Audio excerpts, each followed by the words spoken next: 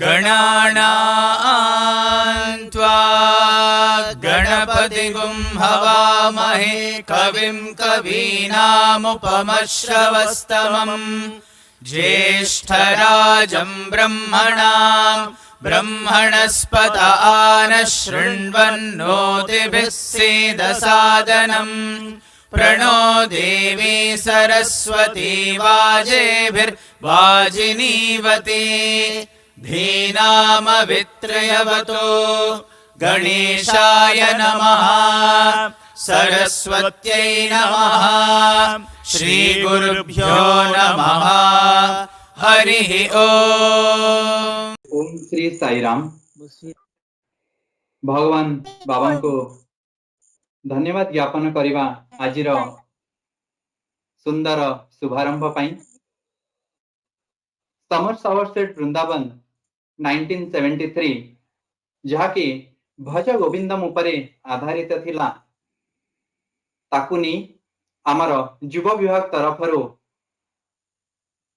Sathya Sai summer course 2021 for state of Odisha जहाँ आमर गत 17 तारीख शंकराचार्यंकर जन्म दिवस दिन ठूर आरंभ होइथिला। आज षष्ठम दिवसर संध्या अधिवेशन रे आमे उपनीत होइचंती। दिन पर दिन गोटे पर गोटे चैप्टर पर आमे आज पहुंची चंती 24th, 25th, 26th चैप्टर पाई। इस चैप्टर का मुख्य जो भाव है वो रिलेटेड है मेडिटेशन के ऊपर।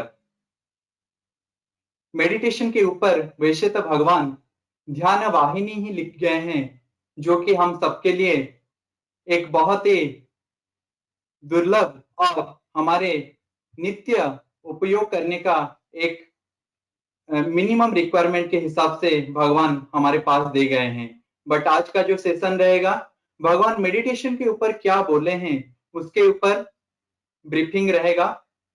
केवल मेडिटेशन नहीं, 24th, 25th and 26th chapter तीनों चैप्टर का समरी जो भगवान ने उनके स्टूडेंट्स के लिए प्रेजेंट किए थे वही चीज भगवान के ही एक स्टूडेंट हम लोगों के सामने आज परिवेशन करेंगे। आज का सेशन के लिए जो हमारे साथ हैं वो एक महान व्यक्तित्व हैं डॉक्टर शशांक शाह जो कि भगवान के स्टूडेंट हैं। Doctor Shashank Shah he has completed his doctoral and postdoctoral from the Sathya Sai Institute of Higher Learning in 2014 and Bhagwan Shri Sathya Sai Baba has awarded him Governor's Gold Medal and President of India Gold Medal for standing first at the Masters of Philosophy and MBA program in 2006 and 2004. Dr. Shah has been a visiting scholar, Harvard University Business School and Copenhagen Business School, project director and fellow, Harvard University South Asia Institute USA, consulting editor, Business India Group, and strategic advisory board member, Institute of Risk Management. He has authored 150 plus research papers and articles, case studies, technical notes. Between 2013 and 18, he authored 3 books, Soulful Corporation, Women Corporation, and the Tata Group, published by the reputed Springer and Penguin Random House. He has been listed among the top 200 most influential global thought leaders 2021 by PeopleHum. As the chief editor and coordinator of Sai University's publications division for almost 6 years, he has compiled and edited 30 plus books on Swami's life and messages, experiences and conversations. He is the main ideator behind the Satya Sai with Students blog, which has crossed 4 million visits since its inception in 2012. He is blessed by Swami to speak in his divine presence in more than 25 occasions, and he has given different talks in different, not only in India but different countries. So we have with us today Dr. Sasank Shah, who will present Swami's words in front of us. हम अभी स्वागत करेंगे आज के मुख्य वक्ता doctor Shashank Shah को। वो हमारे सम्मुख भगवान के द्वारा प्रदत्त वाणियों को उपस्थापन करेंगे। Over to you doctor Shashank Shah. Sai Ram. धन्यवाद मुझे आज के समर कोर्स के सेशन में आमंत्रित करने के लिए। अगर हम स्वामी के समर कोर्स भारतीय संस्कृति और आध्यात्मिकता के ऊपर हम उसके यह 3 चैप्टर देखें, या मैंने इसके प्रिंट आउट लिए हैं। Meditation is different from concentration, man's attempt should be to merge with God and do not exploit nature without seeking the grace of God। ये 3 चैप्टर्स हैं। इन तीनों चैप्टर्स की थीम कॉमन तरीके से मेडिटेशन करके दी गई है, लेकिन अगर हम देखें तो इसमें मेडिटेशन यह कैसे करना उस पे स्वामी ने ज्यादा ध्यान नहीं दिया है, या ज्यादा उस पे उन्होंने उसका विश्लेषण नहीं किया है। लेकिन मेडिटेशन क्यों करना चाहिए और मेडिटेशन किस पे करना चाहिए, इस पे स्वामी ने ज्यादा ध्यान दिया है, ज्यादा उसका विश्लेषण किया। तो आज मैं अपने वक्तव्य में इसी बारे में ज्यादा बताने का प्रयत्न करूंगा कि हमें किस चीज पे मेडिटेशन करना चाहिए, हमें क्यों मेडिटेशन करना चाहिए, हमने क्या मेडिटेशन करना चाहिए, और उससे हमारी आध्यात्मिक यात्रा में हमें क्या फायदे हो सकते हैं, और इस यात्रा में हम आगे कैसे बढ़ सकते हैं। तो मैं शुरुआत करता हूं एक छोटे से अनुभव से, जो एक डिवोटी को हुआ था स्वामी के साथ उनके इंटरव्यू रूम में। तो वो डिवोटी विदेश से थे, तो वो जहाँ विदेश में रहते थे उस देश का नाम लेके उन्होंने स्वामी को कहा कि स्वामी, मुझे विदेश में आपकी उपस्थिति का अनुभव नहीं हो पाता। तो स्वामी ने कहा, अच्छा, मेरी उपस्थिति का अनुभव नहीं हो पाता है। तो फिर स्वामी ने उसको सवाल पूछा, क्या तुम्हें अपने खुद की उपस्थिति का अनुभव हो पाता है? अगर तुम्हें अपनी उपस्थिति का अनुभव हो पाता हो तो तुम्हें मेरी उपस्थिति का अनुभव ही भी होगा। तो हम यह हमेशा ये गलती करते हैं कि ईश्वर की उपस्थिति, ईश्वर का अनुभव, लेकिन हम हमारा और ईश्वर के बीच का जो यह संबंध है इसे भूल जाते हैं। हम कौन हैं?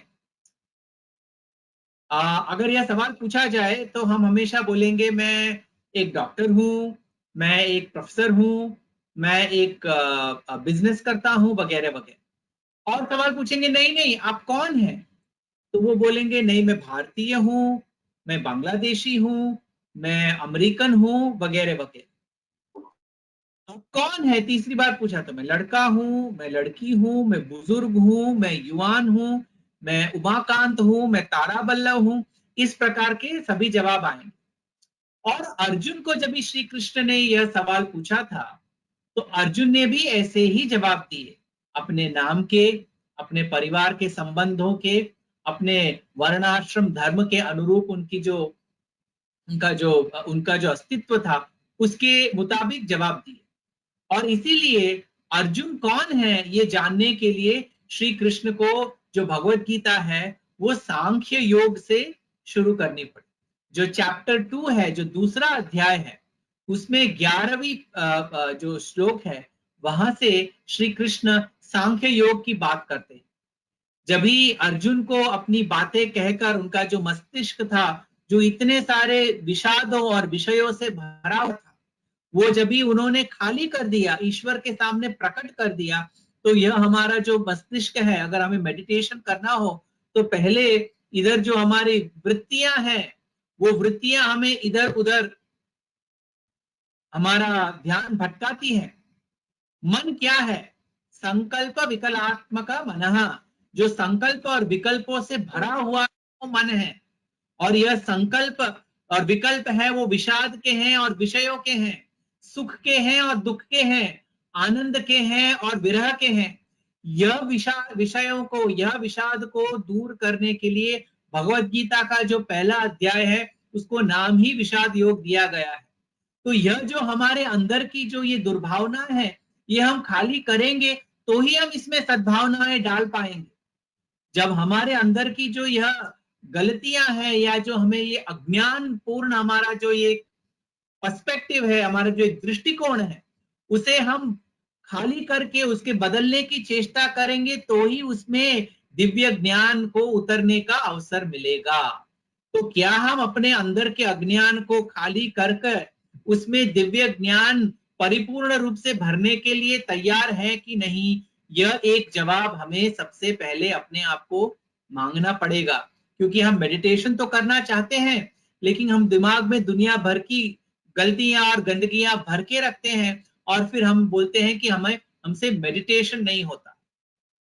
एक बहुत सुंदर अनुभव है। एक वरिष्ठ महिला थी, वो एक आचार्य के पास गई, धर्माचार्य जो थे, और उनको कहा कि हे महाराज, मैं जब भी मेडिटेशन करने के लिए आंखें बंद करती हूँ तो मुझे आंख में बंद करने के बाद मेरे पिछले जीवन की जो सभी घटनाएं हैं वो ही याद आती हैं, संसार की सभी बातें याद आती हैं, मुझे ईश्वर की कोई बात याद नहीं आती, तो मैं क्या करूं? तो आचार्य इस महिला को कहते हैं कि माँ जी, आपने पिछले 40 साल 50 साल आंख खोलकर सिर्फ यह इस विश्व को ही देखा है और इस विश्व के विषयों को ही अपने अंदर डाला है। तो खुली आंखों को आपने जो देखा है वही आपको आंख बंद करने के बाद दिखता है। इसीलिए पहले खुली आंखों से ईश्वर को देखने का प्रयत्न कीजिए, उनके स्वरूप को अपने हृदय में स्थापित करने का प्रयत्न कीजिए, तभी ही आप आंख बंद करेंगी अपने मेडिटेशन में तो आपको अंदर ईश्वर दिखेंगे और उसके मार्ग पर, ईश्वर अनुभव के मार्ग पर आप आगे बढ़ पाएंगे। तो यही बात श्री कृष्ण ने अर्जुन को विषाद योग के बाद जो सांख्य योग है उसमें कहनी शुरू की। श्री कृष्ण ने अर्जुन को कहा कि यह शरीर है जिसे तुम अपना कह रहे हो, ये क्या है? ये जड़ है, इसका खुद का कोई अस्तित्व नहीं है। जैसे एक पुराना कपड़ा बहुत सारे वर्षों बाद फट जाता है और उसे फेंक देना पड़ता है और उसकी जगह पे एक नया कपड़ा आ जाता है, उसी प्रकार इस शरीर की आयु होने के बाद हमें इसे छोड़ देना पड़ता है और इस छोड़े हुए कपड़े की जगह पर हमें एक नया कपड़ा मिलता है, एक नया शरीर मिलता है और हमारी यात्रा फिर से आगे बढ़ना प्रारंभ हो जाती है। इसीलिए शरीर का अर्थ क्या है? शीर्यते इति शरीरः, जो पुराना हो जाता है, जो जीर्ण हो जाता है, जो एक दिन छोड़ देना पड़ता है, ऐसी शरीर कहा जाता है। यह शरीर हमें किस लिए दिया गया? ये तो यह पुराना होना ही है, इसे छोड़ के जाना ही है। तो यह किस लिए दिया गया है?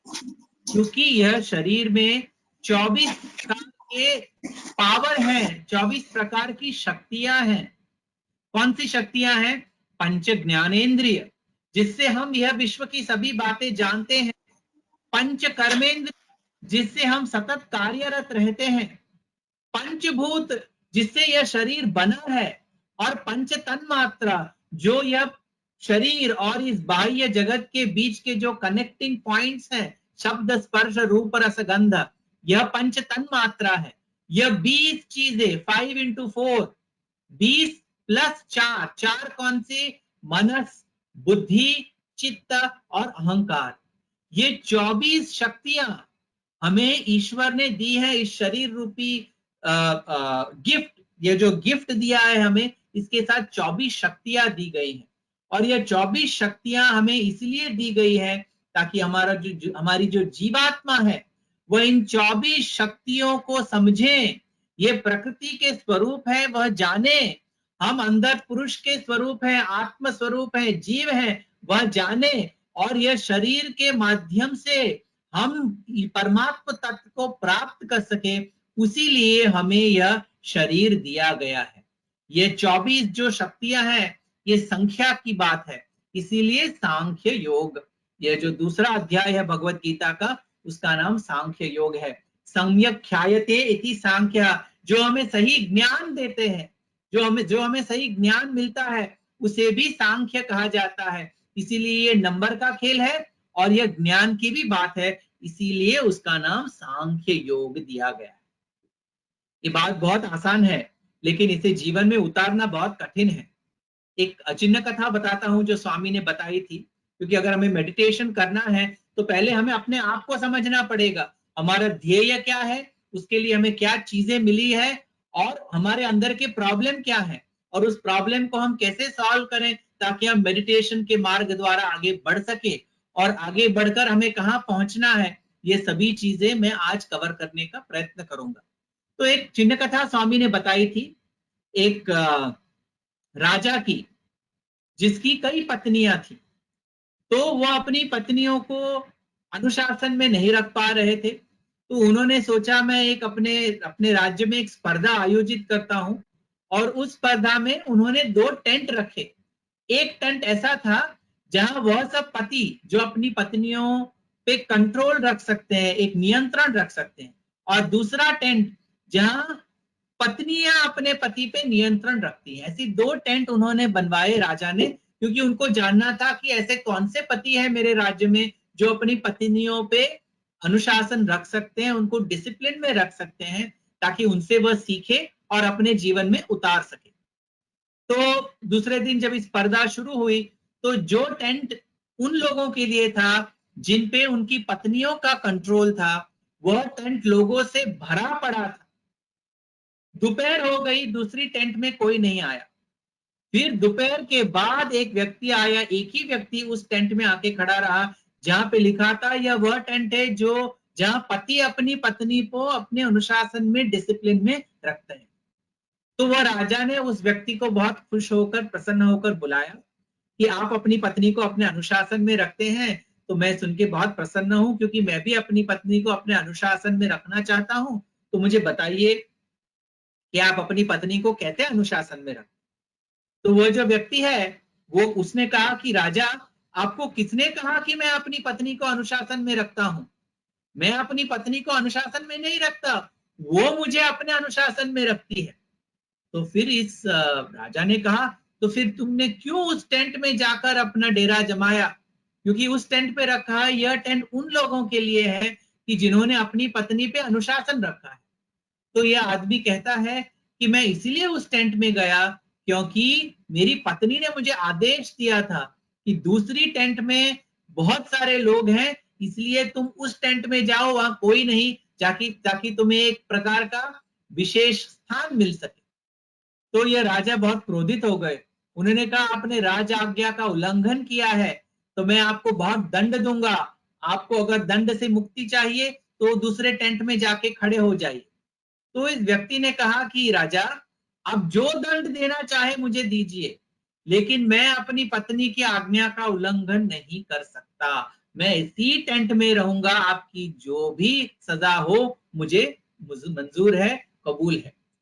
तो यह बात स्वामी ने कही और फिर बहुत हंसे और बोला, ये विविध पत्नियां जो राजा की थी वो कौन है?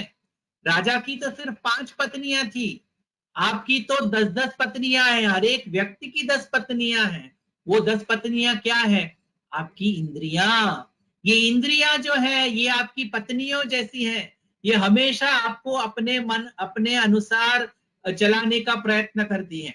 आंखें जो देखना चाहती है उसके लिए इंसान को सभी चीजें, आंखों को प्रसन्न रखने के लिए इंसान देखता है।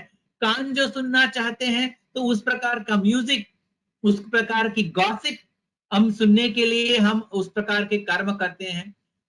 जिह्वा जो बोलना चाहती है उसके लिए हम हमेशा कार्यरत रहते हैं।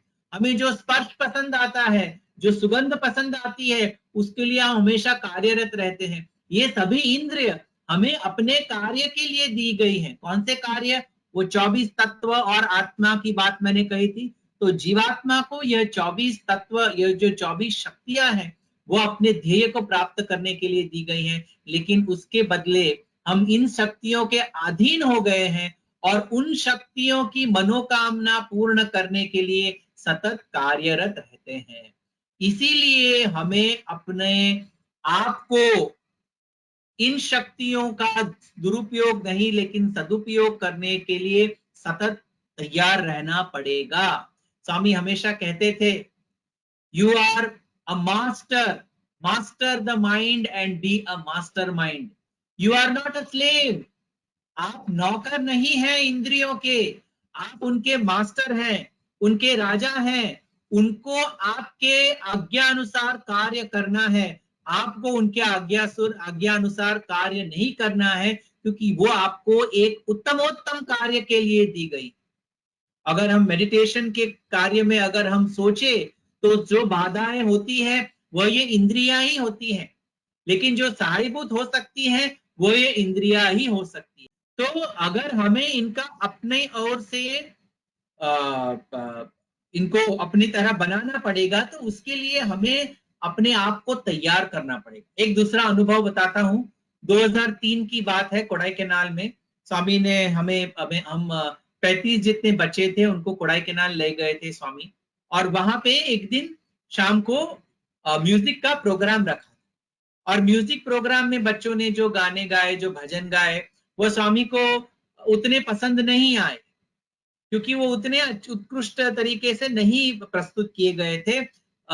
उनके सुर, ताल, लय वगैरह उतने अच्छे जितने होने चाहिए उतने नहीं थे। तो स्वामी अंदर आए वापस साई श्रुति मंदिर में और सबसे बात की और बोला कि आज के आपके प्रोग्राम से आप खुश हैं? तो बच्चों ने कुछ नहीं कहा, वो अपना सिर नीचे करके बैठे रहे। फिर स्वामी ने कहा, और एक बहुत मुख्य बात, स्वामी ने कहा, अगर तुम अपने प्रोग्राम से खुश हो तो समझ लो मैं भी खुश हूं, लेकिन अगर तुम अपने परफॉर्मेंस से खुश नहीं हो तो यह जान लो कि मैं भी खुश नहीं रहूंगा, क्योंकि मैं तुमसे अलग नहीं हूं, मैं ही तुम में हूं। तो तुम्हारी खुशी ही मेरी खुशी है, और तुम जिस चीज से प्रसन्न नहीं हो उसमें मेरी प्रसन्नता नहीं है, यह जान लो। तो हमारा जो कॉन्शियंस है, हमारी जो अंतरात्मा है, वह गुरु का ही स्वरूप है। और अगर हमें जानना है कि गुरु हमसे प्रसन्न है कि नहीं, तो हमें हमेशा अपनी अंतरात्मा की वाणी, उसकी बात से सतत टच में रहना पड़ेगा कि हम ये जो कार्य कर रहे हैं वह ठीक कर रहे हैं कि नहीं। यह थी हमारी शरीर की बात, कि ये शरीर क्यों दिया गया है, उसका कैसे उपयोग करना है, और उसे कैसे हम दुरुपयोग करते हैं, और उसे कैसे उत्कृष्ट रूप से उपयोग करें ताकि हम आध्यात्मिक मार्ग में आगे बढ़ सकते हैं, मेडिटेशन के मार्ग में आगे बढ़ सकते हैं। अभी मैं अपने हम कौन है जो मैंने पहले कहा था उस बात पे आगे एक कथा बताऊंगा। स्वामी ने कही है कथा, और ये जनक महाराज की। जनक महाराज एक बार अपनी इसमें बैठे थे, सभा में बैठे थे, और वहां सभा में बहुत अच्छा संगीत चल रहा था। तो उन्होंने कहा, अगर ये सुनते सुनते मैं सो जाऊं तो कोई बात नहीं, आप ये संगीत का प्रोग्राम चालू रखो। तो यह चालू रहा प्रोग्राम, और जनक महाराज सो गए। और सोने के बाद उनको निद्रा में एक स्वप्न आया। वो स्वप्न ऐसा था कि बाजू का जो देश था, उस देश के राजा ने उनके देश पे आक्रमण कर दिया है, और आक्रमण करने के बाद जनक महाराज और उनकी सेना हार गई है। उसकी वजह से उनको अपना राज्य छोड़कर दूसरी ओर भाग जाना पड़ा है। उनका परिवार छूट गया है, उनका राजपाट छूट गया है, धन धान्य सब कुछ छूट गया है, और वह एक भिखारी की जैसे गांव से गांव भटक रहे हैं। और बहुत दिनों के बाद, भूखा रहने के बाद उन्हें खाना नसीब हुआ। तो वो खाना उनको जो मिला वो लेकर वो खा ही रहे थे कि एक कुत्ते ने उनके हाथ से वह रोटी छीन कर वह कुत्ता भाग गया, और वह रोटी उसके हाथ से छीनी हुई देखकर जनक महाराज ने जोर से वह चीखे, रुक जाओ, ऐसा करके वो चीखे और उठ गए। और जब भी वो उठ गए तो उन्होंने देखा कि उनके सामने एक पूरी सभा बैठी हुई है, उनके सब सभासद बैठे हुए हैं, वहां म्यूजिक चल रहा है, और सभी लोग म्यूजिक में एकदम से आनंद मंगल में है। और यहाँ जनक महाराज में को पूरा पसीना पसीना हो गया था, और उठकर उसके बाद वो जब भी अपने शयन कक्ष की तरफ उनको ले जाया गया, तभी उन्होंने वो एक ही शब्द बोल रहे, ये सच या वो सच, ये सच या वो सच, क्या सच है? जो उनके साथ जो थे उनको पता नहीं कि ये महाराज किस बारे में बोल रहे हैं, कि ये सच या वो सच।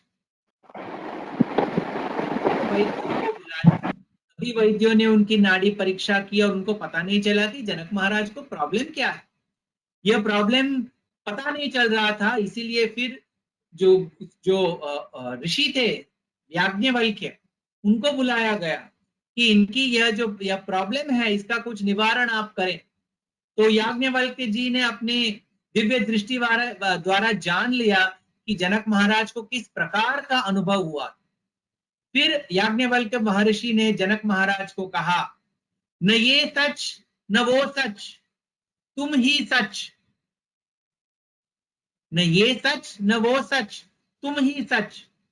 हे जनक, न ये राजपाट सच है, न यह परिवार राज्य सच है, न वो आक्रमण सच है, न वो दुरवस्था सच है, न वह भूख सच है।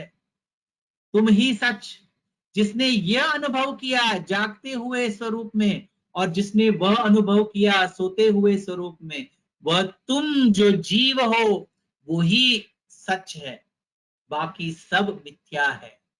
यह है एक उत्तम कथा जो स्वामी ने बहुत बार बताई है, जो ऋषि याज्ञवल्क और जनक महाराज के बीच के अनुभव की बात है, लेकिन हमें आध्यात्मिकता की उत्तम बातें बताते। मांडुक्य उपनिषद में यह 3 कॉन्सेप्ट दिए गए हैं। क्या है 3 कॉन्सेप्ट? जागृत अवस्था है, ये जो हम जागते हैं, अपनी खुली आंखों से देख रहे हैं, इसे स्थूल शरीर, ये जो ग्रॉस बॉडी है, ये ग्रॉस बॉडी इस वेकिंग स्टेट में, मतलब जागृत अवस्था में जो देख रहा है, जो अनुभव कर रहा है, उसको विश्व कहते हैं। विश्व, यह विश्व जो इंडिविजुअल है, वह जब हम परिपूर्ण रूप में देखते हैं उसे विश्व विराट कहते हैं। जो दिव्य परिपूर्ण दिव्य तत्व है जागृत अवस्था में, वो है विश्व विराट।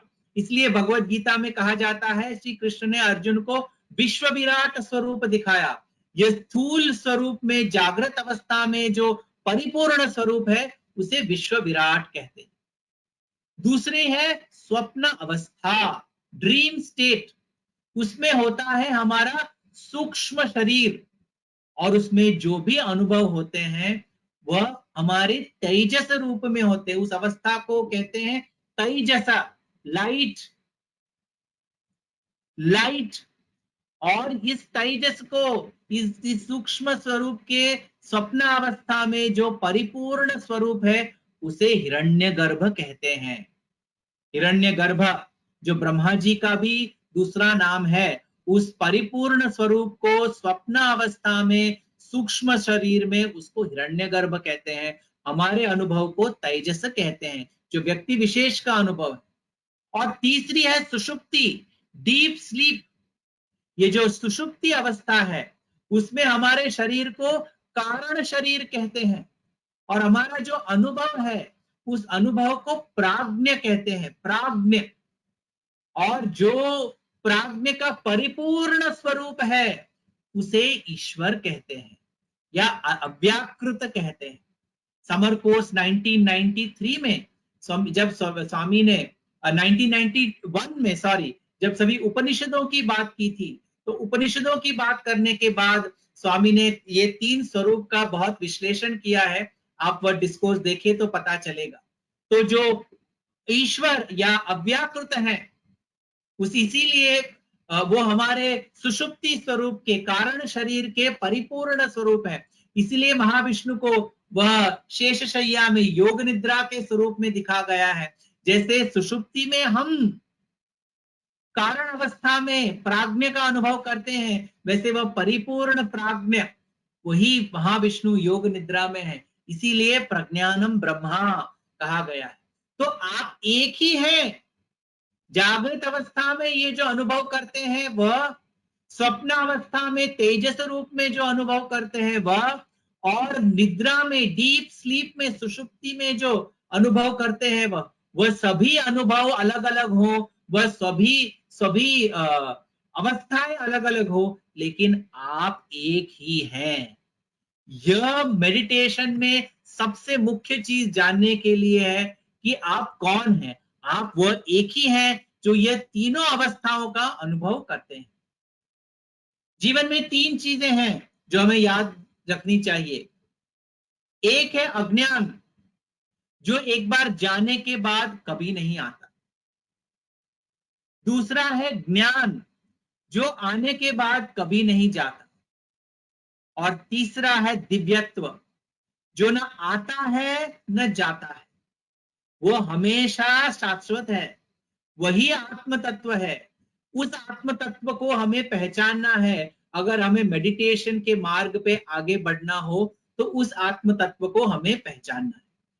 अगर हम इस जो 3 चैप्टर्स दिए हैं उसमें 25वें चैप्टर में देखें, man's attempt should be to merge with God, वहां पे स्वामी एक बच्चे का उदाहरण देते हैं जिसकी माता का देहांत होने के बाद वह रोने लगता है कि मेरी मां अब नहीं रही, लेकिन उसकी माता का शरीर उसके सामने ही है।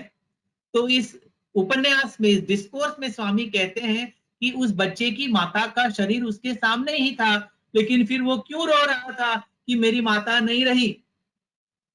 क्योंकि वह माता जो उस बच्चे की थी वो शरीर नहीं है, वह शरीर में रह रहा हुआ आत्म तत्व है। भगवत गीता के 15वें अध्याय में भगवान श्री कृष्ण कहते हैं, ममई वंशो जीव लोके जीव भूता सनातनः। ये पूरे ब्रह्मांड में जो अलग अलग प्रकार के जीव हैं उनमें जो जीव तत्व है वो मेरा ही अंश है। हमारे अंदर जो तत्व है वह भगवान श्री कृष्ण का, वो परमात्मा का ही अंश है। और यह कहां पे है? उसका जवाब नारायण सूक्तम में मिलता है। नीलतो यद मध्यस्था विद्युल्लेखेव भास्वरा नीवार शूकवत्तन्वी पीता भास्वत्तनुपमा तस्या शिखाया मध्य परमात्मा व्यवस्थितः।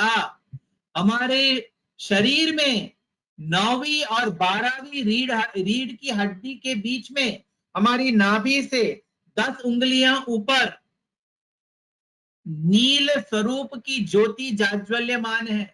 वह ज्योति ही ईश्वर का स्वरूप है, वही हमारी जीवात्मा है।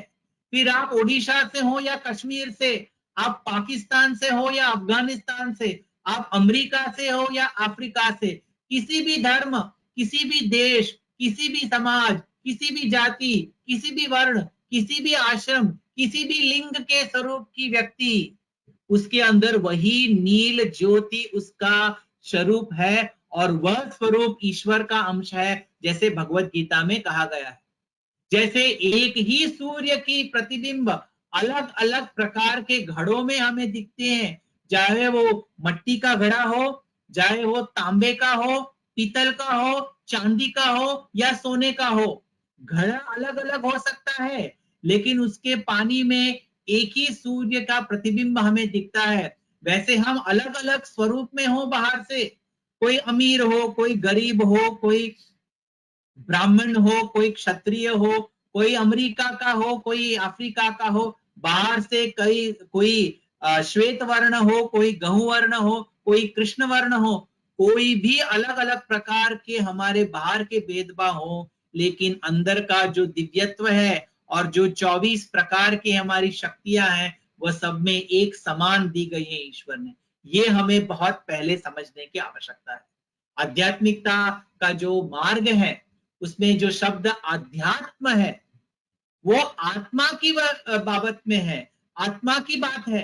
तो अगर हमें आध्यात्मिकता के मार्ग पे आगे बढ़ना हो तो हमने हमारे आत्म स्वरूप हम क्या है, कैसे हैं और कौन है, उसे जानने की बहुत ज्यादा आवश्यकता है। एक भागवतम एक स्टोरी है, जब श्री कृष्ण वो गोपाल बालों के साथ बैठकर गोपाल काला करते हैं और एक दूसरे का जूठा खाते हैं और वहां बैठ के बहुत हंसते हैं, खेलते हैं वगैरह, तो ब्रह्मा जी को यह एक संशय हो जाता है कि ये सचमुच अवतार पुरुष है, ये अवतार पुरुष कैसे हो सकते हैं? ये अवतार पुरुष ये साधारण बालकों के साथ उनका जूठा कैसे खा सकते हैं? नहीं, कोई गलती हुई है, ये अवतार पुरुष हो ही नहीं सकते। तो उनकी परीक्षा लेने के लिए ब्रह्मा जी श्री कृष्ण के साथ जो भी गोपाल बाल थे उन सबको अपने साथ ले जाते हैं। श्री कृष्ण समझ जाते हैं कि ये ब्रह्मा जी की एक लीला है, एक माया है, उनकी एक दुविधा है। तो श्री कृष्ण अपने ही स्वरूप से बहुत सारे गोपाल बालों का सृजन करते हैं और 1 साल तक अलग अलग घरों में श्री कृष्ण ही उन गोपाल बालों के स्वरूप में, उन गायों के स्वरूप में रहते हैं और सबको आनंद प्रदान करते हैं और उनको पता भी नहीं चलता कि यह मेरा लड़का नहीं है, लेकिन ये कृष्ण ही है, या ये मेरी गाय नहीं है, ये कृष्ण ही एक गाय के स्वरूप में। ब्रह्मा जी उनके समय अनुसार कुछ क्षणों बाद देखते हैं तो उतनी देर में या 1 साल भर बीत जाता है और वो जब भी देखते हैं पृथ्वी पर तो उनको दिखता है कि वह जो लोग जो उनके साथ आए थे उनके स्वरूप में श्री कृष्ण सभी के घर में रह रहे हैं। तो ब्रह्मा जी उन सभी लोगों को लौटा देते हैं और श्री कृष्ण के चरण में गिरकर उनको उनकी क्षमा प्रार्थना करते हैं कि मेरी गलती हो गई कि मैंने आपको पहचाना नहीं, मुझे क्षमा कीजिए। एक बहुत सुंदर यह वृत्तांत है भागवतम में। और ब्रह्मा जी अपनी क्षमा याचना करते हैं, तभी श्री कृष्ण उनको कहते हैं कि हे ब्रह्मा जी, मैंने आपको जो जवाबदारी दी थी वह सृष्टि का सृजन करने की दी थी। आप जो यह बाह्य स्वरूप जो बनाते हैं वो सृजन करने की जिम्मेवारी आपकी है, लेकिन यह पूरी सृष्टि को जो चैतन्य शक्ति जो जीवंत करता है तत्व, वो मैं हूं और वो मैं सभी में समान रूप में हूं, वही दिव्यत्व सभी में है। तो बाहर से आपकी सृष्टि में जो भी भेदभाव हो, अंदर से सब एक ही समान है। तो आपने यह बहुत बड़ी गलती कर दी कि आपने बाहर के रूप को देखा और अंदर मेरा जो दिव्य तत्व सब में जाज्वल्यमान है उसे नहीं पहचान पाए। हमें जो आइडेंटिटी देती है, हमें जो एक हमारा जीवंत होने का अनुभव देता है, वह है वो दिव्यत्व तत्व और वह ईश्वर का ही स्वरूप है। इसीलिए केन उपनिषद में कहा गया है कि यह जो आंखें देखने की शक्ति, ये कानों की सुनने की शक्ति, ये नाक के सूंघने की शक्ति, ये सभी शक्तियां आत्मा की है। क्योंकि एक मृत देह में भी आंख, नाक, कान, मुंह, शरीर सब कुछ होता है, लेकिन उसे दिखाई सुनाई नहीं देता, बोला नहीं जाता, स्पर्श का अनुभव नहीं होता, क्योंकि जो उसके अंदर जीवात्मा तत्व है वो अपने धाम के लिए निकल चुका है। इसीलिए वो सेंसेस, वो जो हमारे इंद्रियां हैं, वह जड़ हो गई हैं और जड़ इंद्रियों का कोई वैल्यू नहीं। इसलिए मेडिटेशन के मार्ग पर हमें सतत यह समझना है कि हम शरीर नहीं है, हम आत्म तत्व हैं और उस आत्म तत्व को ही हमें अनुभव करना है। उस मार्ग पे आगे बढ़ने के लिए हम मेडिटेशन करते हैं। आप मिठाई कोई भी खाइए, मैसूर पाक खाइए, खीर खाइए, गुलाब जामुन खाइए, पेड़ा खाइए, जलेबी खाइए, बाहर से मिठाई कैसी भी हो, अगर उसमें शक्कर नहीं होगी तो उस मिठाई का कोई मोल नहीं है, वह मिठाई नहीं कहलाई जा सकती। उसी प्रकार अगर हमारे अंदर आत्म तत्व न हो तो हम जड़ स्वरूप बन जाते हैं, शव बन जाते हैं। आत्म के साथ हम शिव बन जाते हैं, आत्मा के बिना हम शव बन जाते हैं। तो हमारी जो आइडेंटिटी है वह आइडेंटिटी आत्मा की है, शरीर की नहीं है। और वह सेम आत्मा, जैसे मैंने कहा, सभी में है, अच्छा इंसान हो या बुरा इंसान हो। जो सत्यसाई आंसर्स की श्रृंखला आती है, ओडिशा में भी नारायण प्रसाद साहब सबको भेजते होंगे, तो उसमें इसी हफ्ते यह एक सवाल था कि अगर ईश्वर सभी में है तो संसार में अधर्म क्यों है। तो स्वामी ने उसका बहुत सुंदर तरीके से जवाब दिया है कि अधर्म भी ईश्वर का ही स्वरूप है, धर्म भी ईश्वर का ही स्वरूप है। आप जो भी चराचर सृष्टि में देखते हैं वह ईश्वर का ही स्वरूप है। राम में भी ईश्वर है, रावण में भी ईश्वर है, प्रहलाद में भी ईश्वर है, हिरण्यकश्यप में भी ईश्वर है, जीसस में भी ईश्वर है और जूडस में भी ईश्वर है। सभी में ईश्वर तत्व उसका फंडामेंटल आइडेंटिटी, उसका मूल सिद्धांत है। लेकिन वह कितनी मात्रा में विकसित हुआ है वही एक व्यक्ति को दूसरी व्यक्ति से अलग बता सकते हैं। आपने अपना दिव्यत्व कितनी मात्रा में विकसित किया है यह आपकी साधना का सूचक है। अगर आप ज्यादा साधना करके अपने दिव्य स्वभाव को ज्यादा विकसित कर पाए हैं तो आपने अपने ईश्वरी गुणों को जागृत किया है। अगर आप यह नहीं कर पाए हैं तो आपने अपने ईश्वरी गुणों को आपके ईश्वरी तत्व को ढककर रखा है। उस जो जिससे आपने अज्ञान से ढककर रखा है साधना द्वारा उसे हमें खोलना है। तो इसीलिए मेडिटेशन के लिए यह मूल सिद्धांत की जो बातें हैं वह जाननी बहुत आवश्यक हो जाती है। श्री रमण महर्षि पर भी हमेशा यही सवाल सबको पूछने के लिए कहते, जो भी उनके पास आता कोई भी आध्यात्मिक डाउट लेके आता तो रमण महर्षि एक ही सवाल पूछते, मैं कौन हूं, मैं कौन हूं, मैं कौन हूं। आप यह सवाल पूछिए और आपको अपने सभी प्रॉब्लम्स के मुश्किलों के जवाब मिल जाएंगे, क्योंकि आप अपने आप को 4 बार यह सवाल पूछेंगे तो आपको पता चलेगा कि मैं आत्म तत्व हूं। और यह जो हमारी एक अवेयरनेस, एक समझ बन जाती है कि मैं आत्म तत्व हूं, तो ये शरीर के जो सभी प्रॉब्लम्स हम लेके घूमते हैं ये प्रॉब्लम अपने आप हवा हो जाएंगे, क्योंकि हमने ही ये प्रॉब्लम सब क्रिएट किए हैं। और हम अगर जाने, पूरी तरह से अनुभव ना करें लेकिन अपरोक्ष रूप से जाने कि हम आत्म तत्व हैं, तो हम परोक्ष रूप से जाने कि अगर हम आत्म तत्व है तो हमें उसका साधना करते करते प्रत्यक्ष रूप में अनुभव हो सकता है। और इसीलिए उपनिषदों में और वेदों में हमें महावाक्य दिए गए। मैं जब स्वामी की यूनिवर्सिटी में था तभी एक अनुभव जो हुआ था उसका एक अनुभव बताता हूँ। हमने माय डियर स्टूडेंट्स करके एक किताबों का सेट बनाया था। आप सभी से अनुरोध है कि उसका ओडिया भाषांतर हो गया है, पांचों किताबों का माय डियर स्टूडेंट्स का, तो वह पढ़ें, क्योंकि स्वामी ने जो विद्यार्थियों के लिए चीजें बताई हैं वो बहुत अच्छे रूप में वहां पे स्वामी के जो डिस्कोर्सेज हैं 108 डिस्कोर्सेज उन 5 वॉल्यूम्स में हमने कंपाइल किए, उसका संपादन किया है और यूथ के लिए ये बहुत लाभदायक है। तो इसका अध्ययन करने के लिए मैं आपसे अनुरोध करूंगा। लेकिन उसके साथ एक मेरा अनुभव जुड़ा हुआ है। जो चौथा वॉल्यूम है माय डियर स्टूडेंट्स, उसमें लास्ट में एक डिस्कोर्स है 4 महावाक्यों पर। जो 4 महावाक्यों का जो डिस्कोर्स है वह स्वामी ने 1 जनवरी 1983 को दिया था। स्वामी ने हमारी यूनिवर्सिटी में बच्चों को, तो बच्चों को दिया था, इसलिए हमको लगा कि यह किताब में होना चाहिए, लेकिन बहुत मुश्किल था तो हमने सोचा कि वो लास्ट में डाल देंगे 18वें नंबर पर। तो हमने 18वें नंबर पे वो डाल दिया और सोचा कि अभी कोई प्रॉब्लम नहीं, डिस्कोर्स भी आ गया और आगे नहीं है तो लोगों को नहीं पढ़ना हो तो नहीं पढ़ेंगे। इस भावना के साथ हम किताब मंदिर ले गए और वहां पे स्वामी को दिखाई किताब।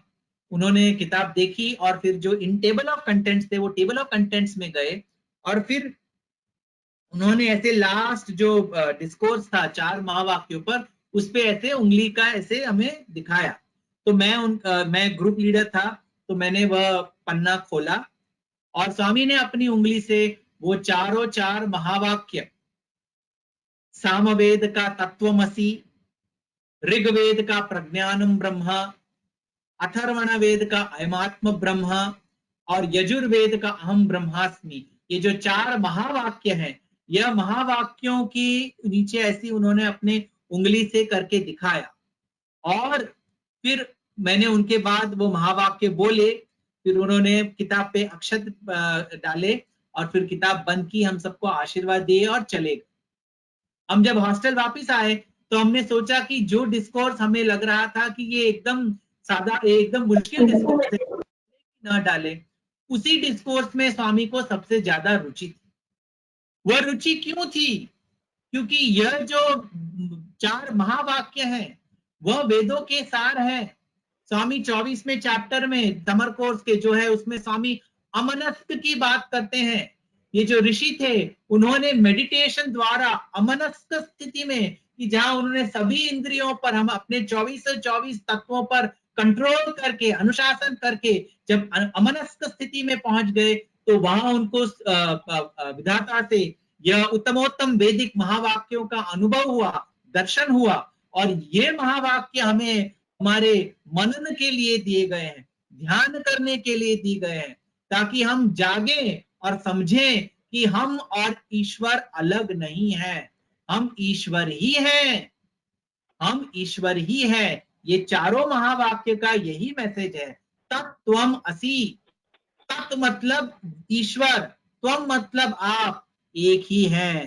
प्रज्ञानम ब्रह्मा, मैंने प्राज्ञ की बात की थी, वही प्राज्ञ, स्वामी ने कहा वही प्राज्ञ, प्रज्ञानम ब्रह्मा, वही ईश्वर है। अयम आत्म ब्रह्मा, यह आत्मा और ब्रह्म में कोई फर्क नहीं है। अहम ब्रह्मास्मि, अहम मतलब मैं, ब्रह्मन मतलब परमात्मा, अस्मि मतलब हूं, मैं ही परमात्मा हूं। ये जो वेद के उत्तमोत्तम महावाक्य हैं, उपनिषदों में दिए गए हैं, यही मेडिटेशन के लिए दिए गए हैं, ताकि हमें आत्म साक्षात्कार हो सके और यह हम समझें कि हम समझे नहीं, हम अनुभव करें कि हम वही आत्म तत्व के, यह इंडिविजुअल स्वरूप है, एक व्यक्ति विशेष के रूप में हम अलग स्वरूप। तो अगर हमें वह अनुभव करना है तो हम कैसे अनुभव कर सकते? तो उसके लिए 3 चीजें हमें करनी पड़ेगी। पहला तो हमारे अंदर इतने जन्मों की कितनी ही गंदगी लगी पड़ी है, कितनी ही हमारे अंदर, कितने ही जन्मों की विषय वासनाओं की हमने अपनी इंद्रियों का अलग अलग तरह से दुरुपयोग किया है। तो यह सभी गंदगी हमारे मन में भरी पड़ी है, इसे मल कहते हैं, मला। तो इस मल को, गंदगी को दूर करने के लिए उसका सल्यूशन है, उसका उपाय है कर्म मार्ग। कर्म मार्ग, द पाथ ऑफ एक्शन। यह जो सभी गंदगी हमने इकट्ठा की है, वह क्यों इकट्ठा हमने की है, क्यों इकट्ठा हुई है? स्वार्थ की वजह से इकट्ठा हुई है। हम जो भी कार्य करते हैं वह स्वार्थ के लिए करते हैं, हमारी स्वार्थिक इच्छाओं को पूर्ण करने के लिए करते हैं। तो कर्म मार्ग हमें निस्वार्थ भाव से कर्म करने की सीख देता है। तो अगर हम यह कर्म योग के मार्ग पर आगे बढ़े, तो हम यह स्वार्थ से निस्वार्थता के मार्ग पर आगे बढ़ पाएंगे, और इतने ही जन्मों की जो गंदगी है, उस गंदगी को हम धीरे धीरे धीरे धीरे साफ कर पाएंगे। वेदों, अपने विवेक चूड़ामणि में आदि शंकराचार्य ने कहा है, ये पूरा समर कोर्स है, वह श्री आदि शंकराचार्य के भज गोविंदम के ऊपर ही आधारित है।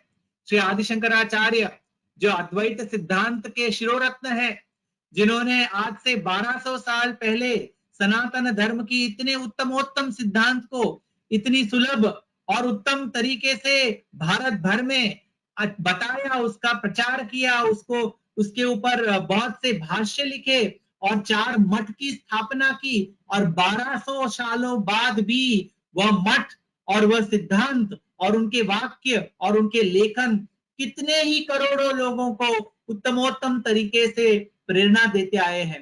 तो अगर एक महात्मा इतने उत्तम तरीके से आचरण से एक इतना उत्तम आदर्श स्थापित कर सकते हैं, तो हमें अपने जीवन में कितने अच्छे कार्य करने के अवसर मिलते हैं। हम क्यों ना अच्छे कार्य, निस्वार्थ कार्य में आगे बढ़ पाए। तो वही कर्म योग का मार्ग है हमारे अंदर की गंदगी को साफ करने के लिए। इसीलिए मेडिटेशन के लिए, मेडिटेशन करने के साथ साथ हमें सतत कर्म मार्ग और कर्म योग में कार्यरत होना पड़ेगा, क्योंकि उस निस्वार्थ भाव से किए गए कर्म से ही हम अपने मेडिटेशन के और आध्यात्मिकता के मार्ग में आगे बढ़ पाए। दूसरा प्रॉब्लम हमारा है विक्षेप, अनस्टेडीनेस, अस्थिरता, हिलते रहना, हिलते रहना। अगर आपने किसी घोड़े को देखा है तो उसके शरीर पे उसकी जो चमड़ी होती है वो थोड़ी थोड़ी देर में ऐसे ऐसे अपने आप हिलती रहती है। हमारी भी वृत्तियां ऐसी हैं, अस्थिरतामय वृत्ति है हमारी, हम किसी भी एक चीज पर कंसंट्रेट नहीं कर सकते। तो उसके लिए सल्यूशन क्या है, उपाय क्या है? उपासना मार्ग। वेदों में, उपनिषदों में कहा गया है उपासना मार्ग। उपासना मार्ग 2 रूप में होता है।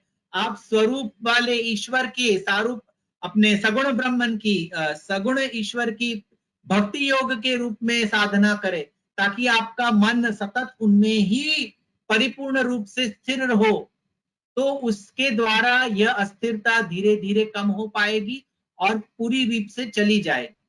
या आप उपासना मार्ग को, जिसे राजयोग कहते हैं, मेडिटेशन, अष्टांग योग द्वारा मेडिटेशन के मार्ग से आगे बढ़े। यम, नियम, आसन, प्राणायाम, प्रत्याहार, धारणा, ध्यान और समाधि, ये जो महर्षि पतंजलि ने अष्टांग योग में ये जो 8 सोपान दिए हैं राज योग में आगे बढ़ने के लिए, वह भी हमारे अंदर की अस्थिरता को दूर करने के लिए ही ये बहुत उपयोगी है। और तीसरा है आवरण। जो मैंने कहा था, दिव्यता सबके अंदर है, लेकिन उसमें हमने इतना पूरा मोटा कपड़ा ढांक कर रखा है। अगर एक मटके में ज्योति हो और उसमें 9 जितने छेद हो, तो वो 9 छेदों से वह ज्योति बाहर उसका प्रकाश दिखेगा। लेकिन उस ज्योति निकलते हुए मटके पर हमने एक बहुत जाड़ा मोटा कपड़ा डाल दिया, तो वह प्रकाश का तेज कम हो जाएगा। उसी तरह से यह 9 छेदों वाला यह जो शरीर है, उसके अंदर आत्मा रूपी ज्योति जाज्वल्यमान है, लेकिन उस ज्योति को हम परिपूर्ण रूप से अनुभव इसलिए नहीं कर पाते क्योंकि अज्ञान का जो मोटा कपड़ा हमने हमारे ऊपर ढक कर रखा है, वो अज्ञान को दूर करने की आवश्यकता है। उसके लिए ज्ञान मार्ग हमें बहुत उपयोगी होता है। वह ज्ञान मार्ग उपयोगी इसलिए होता है क्योंकि ज्ञानादेव तु कैवल्यम, ज्ञान से ही परम पद की प्राप्ति हो सकती है। तो विवेक चूड़ामणि में श्री आदिशंकराचार्य ने ये पूरे प्रोसेस को एक्सप्लेन किया है, समझाया है। चित्तस्य शुद्धये कर्म ना तो वस्तु उपलब्धये वस्तु सिद्धिर विचारेण न किंचित कर्म कोटिभिः। इसका अर्थ क्या हुआ? चित्तस्य शुद्धये कर्म, आप जो भी कर्म कर रहे हैं वह कर्म योग की दृष्टि से कीजिए। यही जो समर कोर्स है उसके 26वें चैप्टर में स्वामी ने कहा है कि आप अपने शरीर को सेवा कार्यों में उपयोग कीजिए, समाज की सेवा के लिए उपयोग कीजिए, क्योंकि उसी द्वारा हमें सेल्फलेसनेस या निस्वार्थ भाव का अनुभव हो पाएगा। ये जो हमारे ऊपर इतनी सारी गंदगियां है, ये गंदगी को दूर करने का एकमात्र मार्ग सेवा है। क्यों?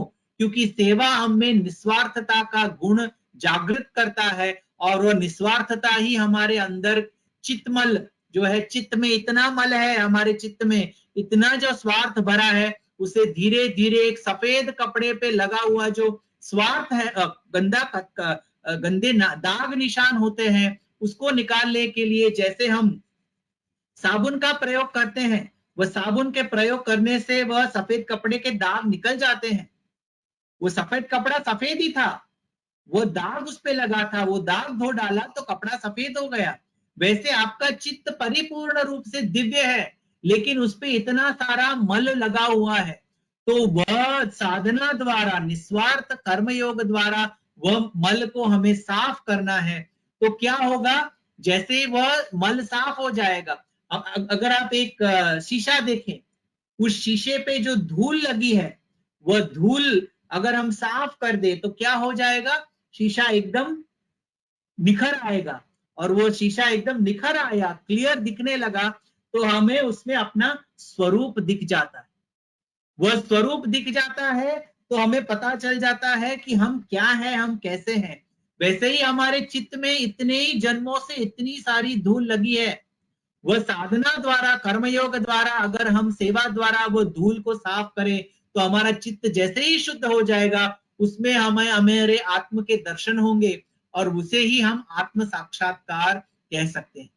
तो उसमें चित्त को साफ करना वो कर्म मार्ग, उसमें आत्मा के स्वरूप के दर्शन करना और उस पे फोकस करना वह उपासना मार्ग, और वह मैं ही हूं, मैं और परमात्मा अलग नहीं है, हम एक ही हैं, यह सच को जानना, समझना और अपना जीवंत अनुभव बनाना, यह ज्ञान मार्ग। यह 3 चीजें हमें करनी है, और यह 3 चीजों के लिए ही स्वामी ने हमें कर्म, उपासना और ज्ञान का मार्ग दिया है।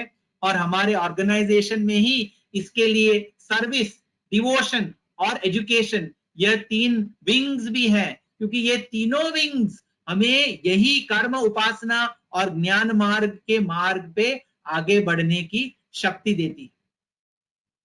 क्षेत्र क्षेत्रज्ञ विभाग योग में भी भगवत गीता में श्री कृष्ण यही कहते हैं, क्षेत्र क्षेत्रज्ञ चापि माम विद्धि। 13वें अध्याय में श्री कृष्ण कहते हैं कि मैं क्षेत्रज्ञ हूं, मैं इस क्षेत्र को, इस फील्ड को, इस खेत को जानने वाला तत्व हूं, मैं क्षेत्रज्ञ हूं। यह क्षेत्र और क्षेत्रज्ञ विभाग, इसका डिफरेंस जो समझ पाए, सांख्य में भी, योग साधना में भी यही है। अंदर जो तत्व है वह पुरुष तत्व है, बाहर जो पूरा तत्व है यह प्रकृति तत्व है। तो यूजुअली हम समझते हैं कि योग मतलब आत्मा को परमात्मा से जोड़ना, यह दूसरा स्टेप है। योग का पहला स्टेप यह है कि मैं पुरुष हूं, मतलब मैं आत्म तत्व हूं, मैं प्रकृति से अलग हूं। ये प्रकृति के जो बाह्य स्वरूप मुझे दिए गए हैं वो मेरे आत्म तत्व को समझने के लिए दिए गए हैं। तो पहले तो पुरुष का प्रकृति से वियोग, ये स्टेप 1, और जीवात्मा का परमात्मा से संयोग, ये योग का स्टेप 2 है। तो मेडिटेशन ये दोनों ही स्टेप्स में हमें बहुत सहायभूत करती हैं। हमें यह समझना है कि ये कैसे पूरी, अगर हम पूछेंगे कि हम ईश्वर से भक्ति करते हैं, ईश्वर में श्रद्धा रखते हैं, तो ईश्वर सभी कुछ अपना ध्यान रखेंगे, हमें ये सब करने की क्या आवश्यकता है? तो यह सृष्टि के सृजन और इसके विसर्जन का 2 फॉर्मूला है। अगर उससे आप समझें और उस पर मेडिटेट करें तो आपको पता चलेगा कि मैं और ईश्वर अलग नहीं है, मैं नौकर वह स्वामी, मैं भक्त वो भगवान। ये अलग अलग जो पदवी है हमने दे रखी है। स्वामी हमेशा कहते थे आई एंड यू आर वन। तो ये आई एंड यू आर वन कैसे हुआ? तो ये सृष्टि के सर्जन की अगर बात करें तो सृष्टि के सर्जन का कारण क्या है? स्वामी कहते थे I separated myself from myself to love myself. मैंने अपने आप से अपने आप को अलग किया प्रेम को अनुभव करने के लिए। तो एक जो ये इच्छा है, डिजायर है, जो डिजायर हुआ, इसीलिए ये सृष्टि का सर्जन हुआ। So God plus desire equals to man. ईश्वर प्लस डिजायर, कामना, इक्वल टू प्रकृति या मनुष्य, जीव। तो अगर जीव को ईश्वर में वापस मिल जाना हो तो क्या करना पड़ेगा? Simple mathematics, God plus desire equals to man. तो दूसरा साइड क्या होगा? Man minus desire equals to God. आप जैसे ही अपनी आशा आकांक्षाओं को, विषयों को दूर करना शुरू करेंगे तो आप धीरे धीरे धीरे धीरे ईश्वर तत्व में वापस अपने आप को ढालना शुरू कर देंगे। इसीलिए स्वामी उदाहरण देते थे कि अगर आप किसी चावल को उसके ऊपर के कवरिंग के साथ बोएंगे तो वह चावल फिर उगाएगा, लेकिन उसके ऊपर के कवर को, जिसे हस्क कहते हैं, वो हस्क को निकाल के उसको बोएंगे तो फिर वह चावल वापस नहीं उगेगा। ये जो हस्क है ये आपके आत्मा के ऊपर का प्रकृति का स्वरूप है, जो सभी डिजायर्स, आशा आकांक्षाओं से भरा पड़ा है। वो जितनी आशा आकांक्षाएं आपके ऊपर चिपकी रहेंगी उतनी बार आपको जन्म लेना ही पड़ेगा, लेना ही पड़ेगा, लेना ही पड़ेगा, क्योंकि आपको उसकी पूर्ति करनी है। आपके अंदर तीव्र इच्छा है कि ये आशा पूरी हो, ये नहीं है मेरे पास, वो नहीं है, मुझे पैसा चाहिए, बंगला चाहिए, पदवी चाहिए, गाड़ी चाहिए, विदेश जाना है, ये करना है, वो करना है। तो एक जन्म में सब कुछ मिलना बाकी नहीं, मुमकिन नहीं है। तो ये जो आशाएं आपके ऊपर आपने चिपका के रखी हैं, ये आशाओं पूर्ति के लिए आपको बार बार बार बार बार बार आना पड़ेगा।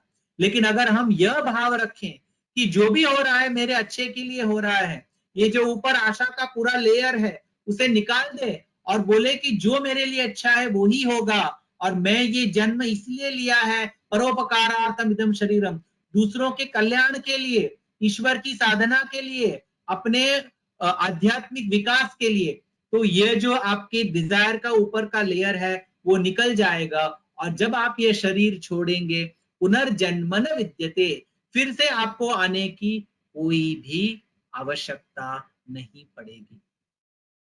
अगर आप देखें इसमें तो एक यह फायदा है कि आप समझ पाएंगे कि यही एक ही ईश्वर है जिसने यह मानव स्वरूप लिया है, और वही ईश्वर है जो जिसमें मानव वापस विलीन हो जाता है, जीवात्मा परमात्मा में एक हो जाता है। ये 26वें चैप्टर में समर कोर्स के अगर आप देखें तो स्वामी ने उदाहरण दिया है वह शीशे का, आईने का। क्या उदाहरण दिया है कि अगर आईना हो और आप हो तो तीन चीजें हैं, सब्जेक्ट, मिरर और ऑब्जेक्ट। लेकिन अगर आईना निकल जाए तो क्या रह जाएगा? सिर्फ सब्जेक्ट। आईना भी चला जाएगा, ऑब्जेक्ट भी चला जाएगा, उसका रिफ्लेक्शन भी चला जाएगा। इसी तरह तीन तत्व हैं जो ईश्वर ने बनाए हैं। ईश्वर खुद, प्रकृति और उसके अंदर का जो रिफ्लेक्शन है, जो बिंब है, वह है मनुष्य, जीवात्मा। प्रकृति है इसीलिए ईश्वर जीवात्मा के स्वरूप में दिखते हैं।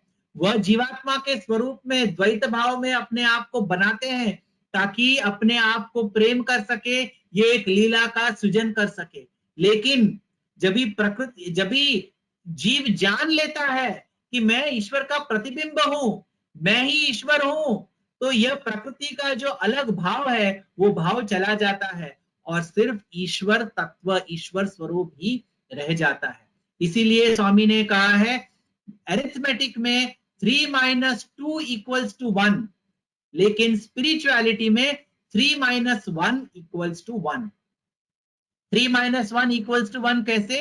1 2 3 तीन चीजें हुई, आप, प्रतिबिंब और शीशा।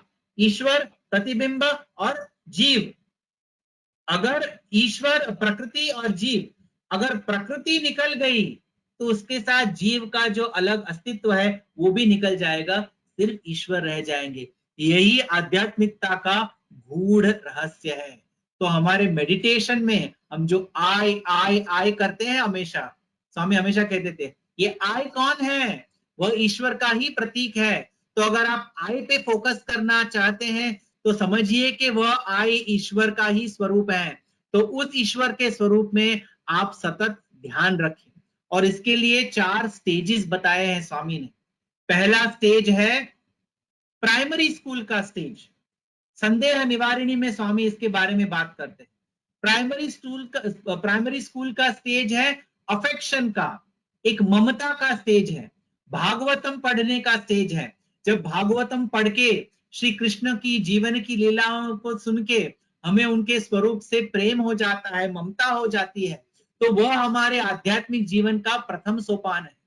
जैसे हम आगे बढ़ते हैं तो वह प्रेम, जो अफेक्शन है, ममता है, वो भक्ति का स्वरूप ले लेती है। और भक्ति का एक इंपॉर्टेंट, एक मुख्य रिक्वायरमेंट या एक जरूरत है सरेंडर, शरणागति होना। जो हो रहा है ईश्वर की मर्जी से ही हो रहा है। ये सेकेंडरी स्कूल है। ये गीता का मैसेज है। गीता का मैसेज अगर उल्टा गीता को अलग से कर देंगे तो क्या हो जाएगा? उल्टे से त्यागी। गीता का मैसेज है आप ईश्वर पे सब कुछ समर्पित कर दीजिए, वैसी भक्ति भावना रखिए। ये सेकेंडरी स्कूल है आध्यात्मिकता की। कॉलेज में अगर हमें जाना है तो नेक्स्ट लेवल, अगर हम समझते हैं कि जो भी हो रहा है वो ईश्वर की आज्ञा से ही हो रहा है, ईश्वर के आदेश अनुसार हो रहा है, तो हमें एक वैराग्य की भावना जाग जाएगी। रेनंसिएशन जिसे कहते हैं, यह उपनिषद का संदेश है। उपनिषद का संदेश है वैराग्य। अगर हमें आध्यात्मिकता के कॉलेज में आना है तो हमें यह वैराग्य का सिलेबस कवर करना पड़ेगा और उस भावना में रहना पड़ेगा। और फाइनली स्वामी ने कहा लास्ट लेवल क्या है आध्यात्मिक विकास में? ज्ञान। हाईएस्ट क्या है एकेडमिक्स में? पीएचडी। जैसे उमाकांत ने कहा किया है पीएचडी, मैंने किया है पीएचडी। एकेडमिक शैक्षणिक दृष्टिकोण से हाईएस्ट डिग्री है पीएचडी।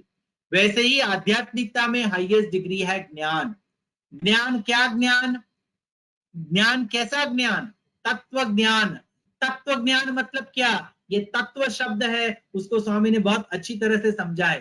तत्व तत्त्वम, आप और ईश्वर एक ही है, यह जानना, ये समझना, इसे ज्ञान कहते हैं। अद्वैत दर्शनम ज्ञानम, सच्चा ज्ञान वो है जो आपको दो नहीं एक ही दिखाएगा। ये पूरी सृष्टि के एक ही सृष्टिकर्ता है, वही डायरेक्टर है, वही एक्टर है, वही स्पॉट बॉय है, वही प्रोड्यूसर है, वही कंपोजर है, वही बैकग्राउंड सिंगर है, वही इंस्ट्रूमेंटलिस्ट है, सब वही है। आप सिर्फ उनके प्रतिबिंब है। उस प्रतिबिंब का भास करके, समझ के, उस पे उस तत्व को मेडिटेट करके आगे बढ़ना, यही आध्यात्मिकता का सबसे श्रेष्ठ कार्य, उस पे हमें आगे बढ़ना है। अभी ये बहुत सी इंपॉर्टेंट चीजें मैंने आपको बताई। अब मैं इतिश्री करूंगा एक अनुभव बताकर कि मेडिटेशन करने की तो बहुत सारी चीजें बताई गई हैं। ध्यान वाहिनी में स्वामी ने पूरा उसका कवर भी किया है। इन तीनों डिस्कोर्सेज में अगर आप पढ़ेंगे तो वहां पे स्वामी सगुणोपासना, निर्गुणोपासना की बात करते हैं। उसमें वह सात्विक, राजसिक और तामसिक साधना की बात करते हैं। जो तामसिक व्यक्ति होता है, राजसिक और सात्विक, वो ईश्वर को, प्रकृति को, अपने आप को कैसे देखता है, ये सभी चीजों के जो मूल सिद्धांत है वो मैंने आपको बताया। क्योंकि आदिशंकराचार्य की भजगोविंदम का हम अध्ययन करें और उनके मूल अद्वैत वेदांत की अगर हमें समझ ना हो या उसके मार्ग पे हम आगे न बढ़ पाए, तो जो पूरा मैसेज है वो संदेश हम नहीं समझ पाएंगे। तो लास्ट एक अनुभव बताऊंगा। एक हमारे टीचर थे, वो जब स्टूडेंट थे तभी उनको स्वामी ने इंटरव्यू दिया था। तो उस इंटरव्यू में उन्होंने स्वामी को कहा कि स्वामी, आप ये चीजें जो हमें बताते हैं वो सुनने को तो बहुत अच्छी है, लेकिन एक्शन में, कार्य में करने के लिए बहुत मुश्किल है, तो इसका कोई सरल उपाय बताइए। तो स्वामी ने कहा, अच्छा तो मुझे ये बताओ, जब तुमने पहले चलना शुरू किया था तो वो कितना मुश्किल था या कितना आसान था? कितना समय लगा तुम्हें चलने के लिए? 1 साल लगा चलने के लिए। उसमें कितनी बार गिरे, कितनी बार तुम्हें चोट आई, कितनी बार तुम रोए, लेकिन तुमने सतत प्रयत्न करना चालू रखा। 2 साल तक मेहनत करने के बाद तुमने बोलना शुरू किया। 21 साल मेहनत करने के बाद तुम्हें ग्रेजुएशन की डिग्री मिली। 30 साल मेहनत करने के बाद तुम्हें एमडी, डॉक्टर या पीएचडी की डिग्री मिली। यह सब जागतिक चीजों के लिए तुम्हें इतने ज्यादा साल मेहनत करनी पड़ी है, तो तुम आध्यात्मिक ज्ञान या ईश्वर की अनुभूति मांग रहे हो, उसके लिए कामना रख रहे हो, वो सबसे उत्तम चीज है, तो उसके लिए भी तुम्हें मेहनत करनी पड़ेगी नहीं? तो वो हमारे जो टीचर थे उन्होंने कहा, हाँ स्वामी, तो क्या करना चाहिए? तो स्वामी ने एक ही शब्द कहा, अभ्यास, प्रैक्टिस। जैसे चलने के लिए प्रैक्टिस, बोलने के लिए प्रैक्टिस, लिखने के लिए प्रैक्टिस, गाने के लिए प्रैक्टिस, नाचने के लिए प्रैक्टिस, सभी चीजें करने के लिए हमारे व्यवसाय में, कार्यों में प्रैक्टिस से ही हम आगे बढ़ पाएंगे। उसी तरह आध्यात्मिकता में आगे बढ़ने के लिए हमें प्रैक्टिस करने की जरूरत है। जो भी साधना पकड़े, प्रैक्टिस करें। आप मेडिटेशन पे 200 किताबें पढ़ डालें, लेकिन अगर आप 2 मिनट आंख बंद करके मेडिटेशन की प्रैक्टिस शुरू नहीं करेंगे तो आप मेडिटेशन के मार्ग पे आगे नहीं बढ़ पाएंगे। आप स्विमिंग पे कितने ही किताबें पढ़ लें, लेकिन जब तक आप पानी में नहीं उतरेंगे आपको पता नहीं चलेगा कि स्विमिंग कैसे करना है। इसलिए मेडिटेशन में अगर आगे बढ़ना हो तो पहले साइलेंट सिटिंग या मौन बैठने की साधना शुरू करनी है, फिर वहां से कंसंट्रेशन, कंसंट्रेशन से कॉन्टेम्पलेशन, कॉन्टेम्पलेशन से मेडिटेशन। ये स्वामी ने चैप्टर में बहुत अच्छी तरह से समझाया है। जिसे हम धारणा, ध्यान और समाधि, 3 स्टेज हैं जो अष्टांग मार्ग के, उसे स्वामी कंसंट्रेशन, कॉन्टेम्पलेशन, मेडिटेशन, ये 3 लेवल पे समझाते हैं। जो सेंसेस के अधीन है वो है कंसंट्रेशन। हम अपनी इंद्रियों से ही कंसंट्रेट कर पाते हैं, इंद्रियां ना हो तो कंसंट्रेट नहीं कर पाएंगे। तो सेंसेस के अधीन है वह कंसंट्रेशन, वह कंसंट्रेशन। जो सेंसेस हमारी हैं, हम उसे उपयोग कर रहे हैं, उस पे जो हम एनालिसिस करते हैं, हम अपने आप को समझने का प्रयत्न करता है, वो दूसरा स्टेज है कॉन्टेम्पलेशन। और तीसरा जो इंद्रियों के परे है, बियॉन्ड द सेंसेस, जहां हम सेंसेस को पार करके ईश्वर तत्व में लीन होने की साधना करते हैं, वह है मेडिटेशन। तो उस लेवल तक पहुंचने के लिए ये सभी चीजें पहले करने की जरूरत पड़ेगी। तो ये जो सभी मैंने जो कहा उनको उसको 3 वाक्य में बताकर मैं इतिश्री करूंगा। तो ये कर्म विपासना और ज्ञान का जो मार्ग है उसको स्वामी ने 3 सेंटेंसेस में बताकर उसको सिंपल कर दिया है। पहला है कर्म मार्ग, पाथ ऑफ एक्शन। तो क्या बोला स्वामी ने? Living with God is true education. आप ईश्वर के साथ रहें, ईश्वर के साथ रह रहा हूं उस भावना से रहें, तो वही भावना कर्मयोग की भावना है। दूसरा भक्ति मार्ग, living for God is true devotion. मैं के लिए जी रहा हूं, इस भावना से जिए तो वह भक्ति मार्ग हो जाएगा। एंड ज्ञान मार्ग, path of wisdom, living in God is true spirituality. मैं ईश्वर में हूं, ईश्वर मुझ में है नहीं। हम हमेशा कहते हैं ईश्वर मुझ में है, ईश्वर मुझ में है। स्वामी जोक करते थे, हास्य करते थे कि तुम इतने छोटे सा हो, तुम में ईश्वर कैसे हो सकते हैं? तुम ईश्वर में नहीं हो, ईश्वर तुम में नहीं है, तुम ईश्वर में हो। Living in God is true spirituality. आध्यात्मिक सही भावना है कि मैं ईश्वर में हूं, और उसी भावना को मेडिटेशन में कुछ समय अनुभव करना या अपने जीवन का एक सतत अनुभव बना देना, ये हमारी उत्तमोत्तम ज्ञान मार्ग की साधना होगी। बस इसी के साथ इतिश्री करूंगा। मैंने श्री आदि शंकराचार्य के अद्वैत सिद्धांत को, स्वामी के संदेश को और समर कोर्स के जो 3 डिस्कोर्सेज जो दिए गए थे उन तीनों को एक साथ करके आपको यह मुख्य चीजें बताने का प्रयत्न किया है। आशा करता हूं कि आपके आध्यात्मिक जीवन में यह बहुत ही लाभदायक होंगी। जय साईं राम।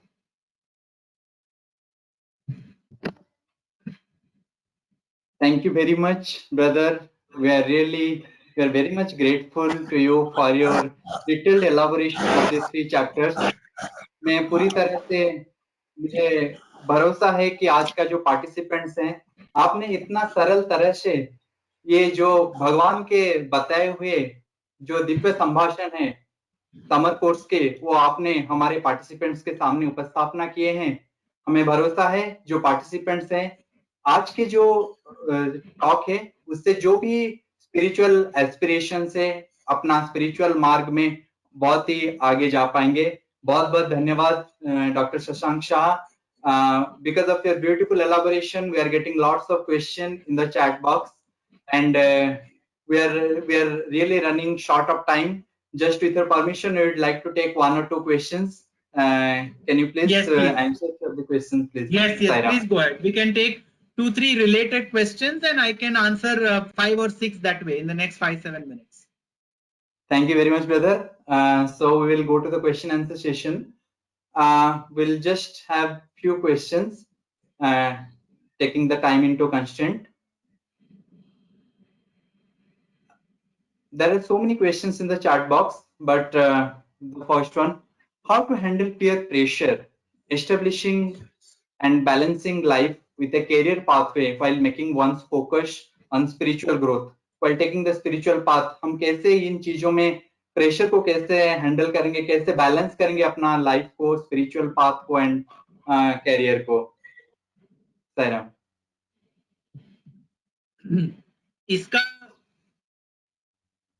इसका जवाब सरल है। आप जी रहे हैं अपने संतोष के लिए, अपने मित्रों के संतोष के लिए नहीं। आप जन्मे हैं अपने उद्धार के लिए, मित्र के उद्धार के लिए नहीं। तो पीयर प्रेशर ये एक बहुत गलत मान्यता हमने पकड़ के रखी है कि अगर हम अपने मित्रों को खुश रख पाएंगे तो ही समाज में हमारा स्थान होगा। यह बहुत गलत बात है। यह बहुत एक गलती हम करते हैं एक युवान की उम्र में। अगर आप सभी महान लोगों को देखेंगे, उन्होंने उनके मित्रों को जो चाहिए था वह नहीं किया। उनके जो अंदर की आवाज थी, जो उनको जीवन में जो ध्येय प्राप्त करना था, जिस ध्येय पे आगे बढ़ना था, उस ध्येय पे उन्होंने सतत फोकस करके आगे बढ़ने का एक मन बना लिया और हर एक तरह से आगे वो बढ़ते गए। और जैसे वह अपने मार्ग पे उन्होंने जो सिलेक्ट किया था वो मार्ग पे जो आगे बढ़ने लगे, और उनके जैसे सोचने वाले सैकड़ों हजारों लोग साथ जुड़ने लगे और उन्होंने अपने अलग ही एक मार्ग निश्चित कर लिया, जिसके लिए वह सैकड़ों हजारों लोगों के लिए एक प्रेरणा का स्वरूप भी बन पाए। तो ये पीयर प्रेशर जो है, ये हमने अपने आप पे बनाया हुआ एक कंपल्शन है। ऐसा कोई पीयर प्रेशर होता नहीं है। जो आज मित्र आपके गांव में है वो कल दूसरे गांव चला जाएगा, उसको विदेश जाने का मौका मिलेगा तो वह विदेश चला जाएगा, वो आपके लिए आपके बाजू में नहीं रहने वाला है। तो वह मित्र जो कल आपके साथ भी नहीं रहने वाला है, उस मित्र या उन मित्रों को खुश करने के लिए आपको यह बहुमूल्यवान मानव जीवन के अवसर को खोने की क्या जरूरत है।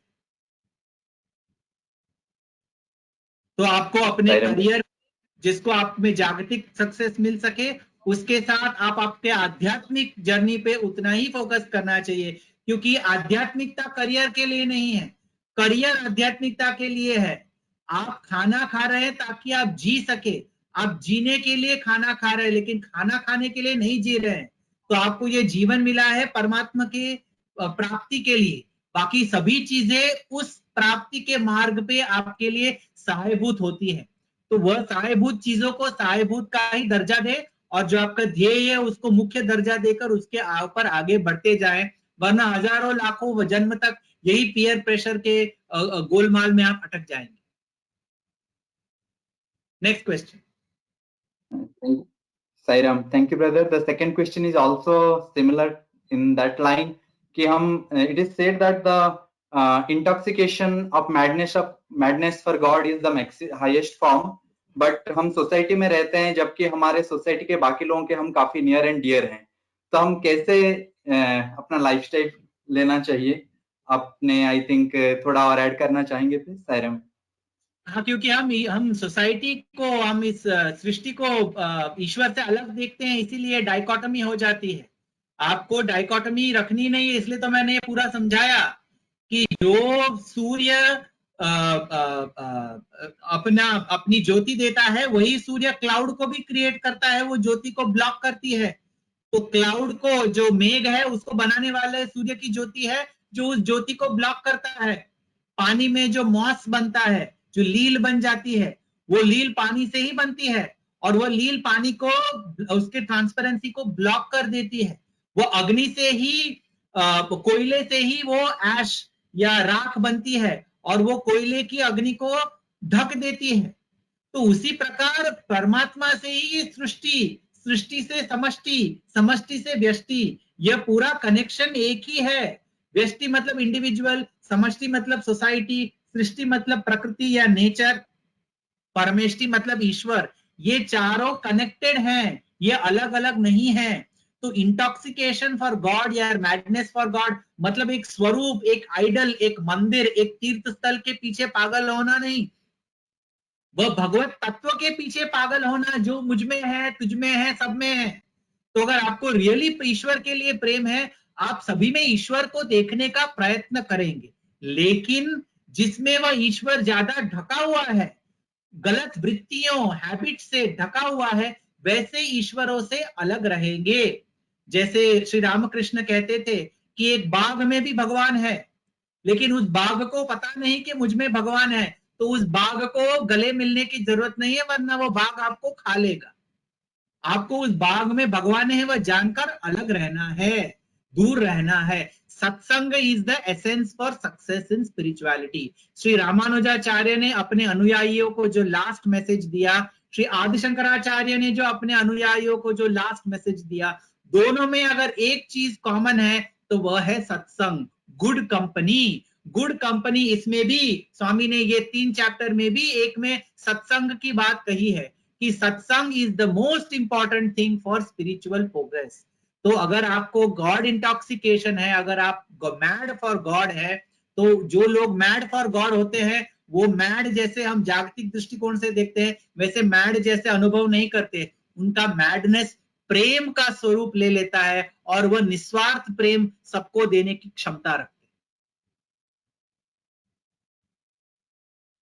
हैं। Sairam brother, we'll go for one more question. When we have made our life more complicated due to some wrong decisions, and how to make it simpler? For meditation, peace of mind is necessary. He's trying to tell that when we do some wrong decision, we'll lose the peace of mind, and for meditation, we need the peace of mind. So how to get that peace of mind? So I'll tell you one story. There is this lady, this granny, एक दादी जी है जिन्होंने एक अपनी सुई खो दी थी। वह सुई खो दी थी, वह सुई उन्होंने उनको मिल नहीं रही थी, तो वह वहां अपने घर के बाहर ढूंढ रही थी। तो एक व्यक्ति जा रहा था, उस व्यक्ति ने उस दादी को वो सुई ढूंढते हुए देखा, तो उस दादी को बोला कि मैं आपको मदद करता हूँ। तो वो उन्होंने आधे घंटे मदद की, लेकिन सुई नहीं मिली। तो उन्होंने कहा कि आपने कहाँ सुई खोई थी दादी जी? तो उन्होंने कहा था मैंने सुई खोई थी अपने घर में, लेकिन वहां अंधेरा है, यहाँ पे उजाला है, इसलिए यहाँ ढूंढ रही। तो यह हास्यास्पद परिस्थिति का संदेश क्या है, स्वामी की कथा है। तो स्वामी ने कहा आपने जो आपकी खुशी, आपकी जो शांतता खोई है, आपके मन में खोई है, जो अशांति है वो मन में है, तो शांति भी वहीं मिलेगी, बाहर के समाज से आपको शांति नहीं मिलेगी। तो जिस चीज को आपने पकड़ के रखा है, जिन दुर्भावनाओं को आपको पकड़ के रखा है, वो पकड़ने के लिए बहुत शक्ति चाहिए, छोड़ने के लिए बिल्कुल शक्ति नहीं चाहिए। स्वामी उदाहरण देते थे, मैंने अपना कर्चीफ, अपना रुमाल पकड़ा है, उसके लिए मुझे 5-5 उंगलियों को इकट्ठा करके रखना पड़ता है, लेकिन यह छोड़ना हो, खोल दूं तो छूट जाता है। हमने ही अपने आप में यह सब हमारी जो गलतियां हैं, जो दुर्भावनाएं हैं, वो पकड़ के रखी हैं। उसको छोड़कर हमें जिस कारण के लिए हमने ये जन्म लिया है, वह कारण क्या है, उस कारण की तरफ मैं कैसे आगे बढ़ पाऊंगा, उसके लिए हमें अध्ययन करने की आवश्यकता है, उस पर मनन करने की आवश्यकता है, उसको अपने जीवन में उतारने की आवश्यकता है। भूतकाल की जो गलती है उसे भूल जाइए। स्वामी कहते थे past is past, forget the past, past is history, future is mystery, present is omni present. आपका जो भूतकाल है वो इतिहास हो गया है, आपका जो भविष्य है वो रहस्य है, जो वर्तमान है वह बहुत मुख्य है, क्योंकि आपको जो भी करना है वो वर्तमान में ही कर सकते हैं। तो इस क्षण को मैं कैसे उत्तमोत्तम तरीके से उपयोग करूं अपने उद्धार के लिए, दूसरों के भले के लिए, वही आध्यात्मिकता का मूल सिद्धांत है। Live in the present and make the most of it. Thank you, brother. We'll go for one more question. You can go for 2-3 questions because we started late because of the internet problem. So I am fine to wait for even 10-15 more minutes. I have no problem. You can conclude when you are done with your questions. I am in no hurry. Okay, so don't worry. Go ahead. Thank you, brother, for your patience and sparing the time. I would like to say one thing before I forget. मैंने अपने ये जो सभी स्वामी के message के संदेश के ऊपर जो टॉक्स दिए हैं, वह सभी टॉक्स में स्पिरिचुअल रिफ्लेक्शंस करके एक चैनल है यूट्यूब की, उस पे ये सभी टॉक्स में हर हफ्ते एक 5 मिनट 6 मिनट का छोटा छोटा एक डिस्कोर्स अपना टॉक का एक्सर्प्ट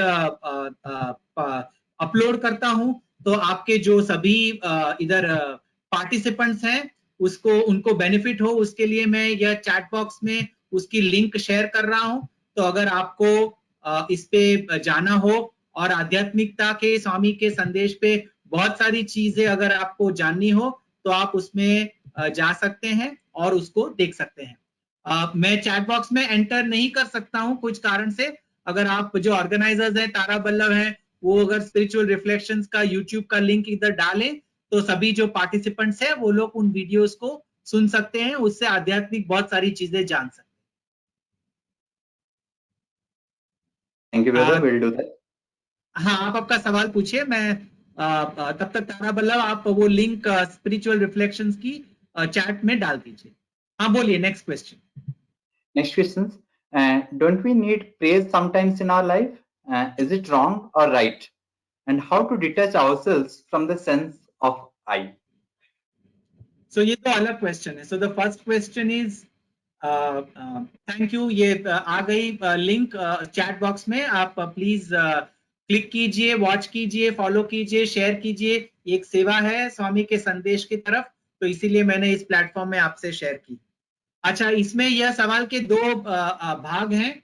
एक भाग है do we need praise sometimes? Of course we need praise. Is it wrong? No, it is not wrong, it is okay to expect praise for something good, is okay. लेकिन praise के लिए ही काम करना that is not okay. हम अच्छा काम करें इसलिए हमारी कोई सराहना करे, यह गलत भावना नहीं है। लेकिन सराहना के लिए ही, वाह वाह के लिए ही काम करना, यह गलत बात। हमें काम करना चाहिए अपने संतोष के लिए, अपने सेल्फ सेटिस्फैक्शन के लिए। हमारा ये धर्म है, कर्म है, उस भावना से काम करना चाहिए। वो करते करते हमें कोई सराहना करे हमारी, हमारे काम के लिए हमारी पीठ थपथपाए, ये आशा आकांक्षा रखना अच्छी बात है।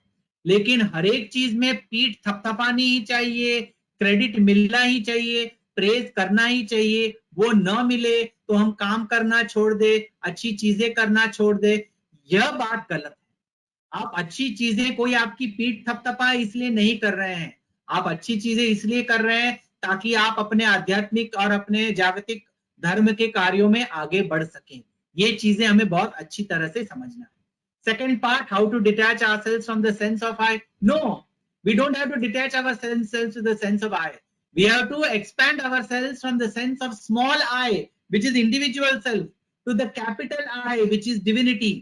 हम वह कैपिटल आई के स्मॉल स्वरूप हैं, तो वह कैपिटल आई सब में है। उस भावना से काम करेंगे, उस भावना से अटैच होना है। ये इंडिविजुअल स्मॉल आई से डिटैच होना है, क्योंकि वह स्मॉल आई हमें सेल्फिश बनाता है, हमारा जीवन बहुत संकुचित करके रख देता है। लेकिन अगर हम वह बिग आई या ईश्वर के तत्व से हम अपने आप को जोड़ें कि वह सेम ईश्वर सब में है। मैं बोला, जैसे बोला वृत्तियां अलग हैं, वह वृत्तियां, वह अज्ञान बहुत सारे लोगों में वह ईश्वर तत्व को ज्यादा ढक देता है, जैसे रावण में, हिरण्यकश्यप में। लेकिन ईश्वर तो है ही। तो किसी की तरफ आप जेलसी न रखें, किसी के तरफ आप हेट्रेड न रखें, घृणा न रखें, ईर्ष्या न रखें। अगर किसी से नहीं बनता तो उससे दूर रहें। अद्वेष्ट सर्वभूतानाम, किसी से आप क्रोध या घृणा न रखे। अगर नहीं बनता तो अलग रखे, लेकिन ईश्वर सब में है, यह हमेशा याद रखे। इससे आपके अंदर सभी के लिए की प्रेम भावना, सहनशीलता, सहानुभूति बढ़ती जाएगी, और यह आपकी आध्यात्मिक यात्रा में बहुत आवश्यक है। Next question. Thank you, brother. The next and the last question will be, is meditation completely different from concentration? How and why? Yes, मैंने बताया है ना, concentration is based on the senses. आप अपने आप को सेंसेस से जोड़ते हैं तभी कंसंट्रेट हो सकता है। अभी मैं अपनी आंखों से स्क्रीन तरफ देखूं, अपने जिह्वा से बात कर रहा हूं, अपने कान से जो सवाल पूछे जा रहे हैं वो सुन रहा हूं, वो मैं कंसंट्रेट करके कर रहा हूं। मतलब अपने सेंसेस का, अपनी इंद्रियों का परिपूर्ण रूप से प्रयोग कर रहा हूं, वो कंसंट्रेशन है। It is below the senses, it is done using the senses. इंद्रियों का उपयोग करके हम कंसंट्रेट कर सकते हैं। मेडिटेशन जो है वो इंद्रियों के परे होकर करना है। क्यों? क्योंकि अगर हम इंद्रियों के से बंधे रहेंगे तो हम अपने आप को यह संकुचित, यह शरीर रूपी स्वरूप में हम अपने आप को पाएंगे, और उससे हमारा ध्यान शरीर और उसके प्रॉब्लम्स में, कहीं मक्खी आई, कोई मच्छर आया, कोई पंखा बंद हो गया, कहीं लाइट घूम रही है, कोई कौवा बोल रहा है, कोई कुत्ता भौंक रहा है, ये जो भी सेंसेस के जो हमारे अट्रैक्शंस, डिस्ट्रैक्शंस है, उसमें हमारा मन उलझा रहेगा। मेडिटेशन में ये सभी चीजों से परे होकर ईश्वर के सगुण स्वरूप में या निर्गुण स्वरूप में, आप जो भी मेडिटेशन करते हो, सोहम मेडिटेशन करते हो, ज्योति मेडिटेशन करते हो, सगुण मेडिटेशन करते हो, निर्गुण मेडिटेशन करते हो, आप जो भी मेडिटेशन करते हो वह इंद्रियों के परे जाके करना है, इंद्रियों से बंधा रह के नहीं करना है। यह कंसंट्रेशन और मेडिटेशन में डिफरेंस है। और brother, thank you very much. स्वामी ने चैप्टर में उदाहरण दिया है वो फूल का, रोज के फूल का, कि कैसे रोज टहनियों से जुड़ा हुआ है, टहनी पे कांटे होते हैं, पत्ते होते हैं। उसी प्रकार आप एक शरीर से जुड़े हुए हैं, और आप जितना ज्यादा अपने इंद्रियों से आप अटैच रहेंगे उतना ही ज्यादा इंद्रियों का प्रभाव आप पे रहेगा। लेकिन मेडिटेशन मतलब वह फूल को उस प्लांट से तोड़कर ईश्वर को समर्पित करना, अपने मन को इंद्रियों से अलग करके बुद्धि की शक्ति द्वारा ईश्वर तत्व में ज्यादा से ज्यादा फोकस करना, विलीन करना, इसे ध्यान कहते हैं। और जब भी जो ध्यान करता है, जो ध्यान करता है, जो ध्यान हो रहा है और जो ध्येय है, वो तीन चीजें एक हो जाती है। पहले तीन चीजें अलग होती है, ध्यान करने वाला जिसपे ध्यान होता है और ध्यान का प्रोसेस, ये तीन चीजें होती है, तब ये तीन चीजें अलग अलग होती हैं। लेकिन इवेंचुअली आपको ध्यान करना, ध्याता और ध्येय, ये तीनों चीजें एक हो जाए, उसे ही समाधि या अल्टीमेट फाइनल डेस्टिनेशन ऑफ अष्टांग मार्ग, अष्टांग योग जो दिया गया है वो यह है। तो इसीलिए स्वामी ने वो फूल के उदाहरण से बताया, पहले प्लांट आएगा, प्लांट में फूल आएगा, फूल के साथ कांटे होंगे, पत्ते होंगे, सभी कुछ होगा, लेकिन अगर फूल को ईश्वर के साथ एक होना है तो वो फूल को वो शाखा से टूटकर ईश्वर के चरण तक जाना पड़ेगा। एक बार वो शाखा से टूटकर चला गया तो पत्तों का, कांटों का उस पर कोई असर नहीं होता है, वो ईश्वर के चरण में जाकर ईश्वर के करीब आ गया है, ईश्वर से एक हो गया है। स्वामी ने इसके 4 स्टेप्स बताए हैं, सालोक्य, सामीप्य, सारूप्य, सायुज्य। सालोक्य मतलब ईश्वर के करीब होना, सामीप्य सालोक्य मतलब ईश्वर के धाम में या उनके लोक में होना, सामीप्य मतलब उस ईश्वर के निकट होना, सारूप्य मतलब ईश्वर का स्वरूप पाना, और सायुज्य मतलब ईश्वर से एक हो जाना। इसके 4 स्वामी ने आध्यात्मिक कनेक्शंस भी दिए हैं।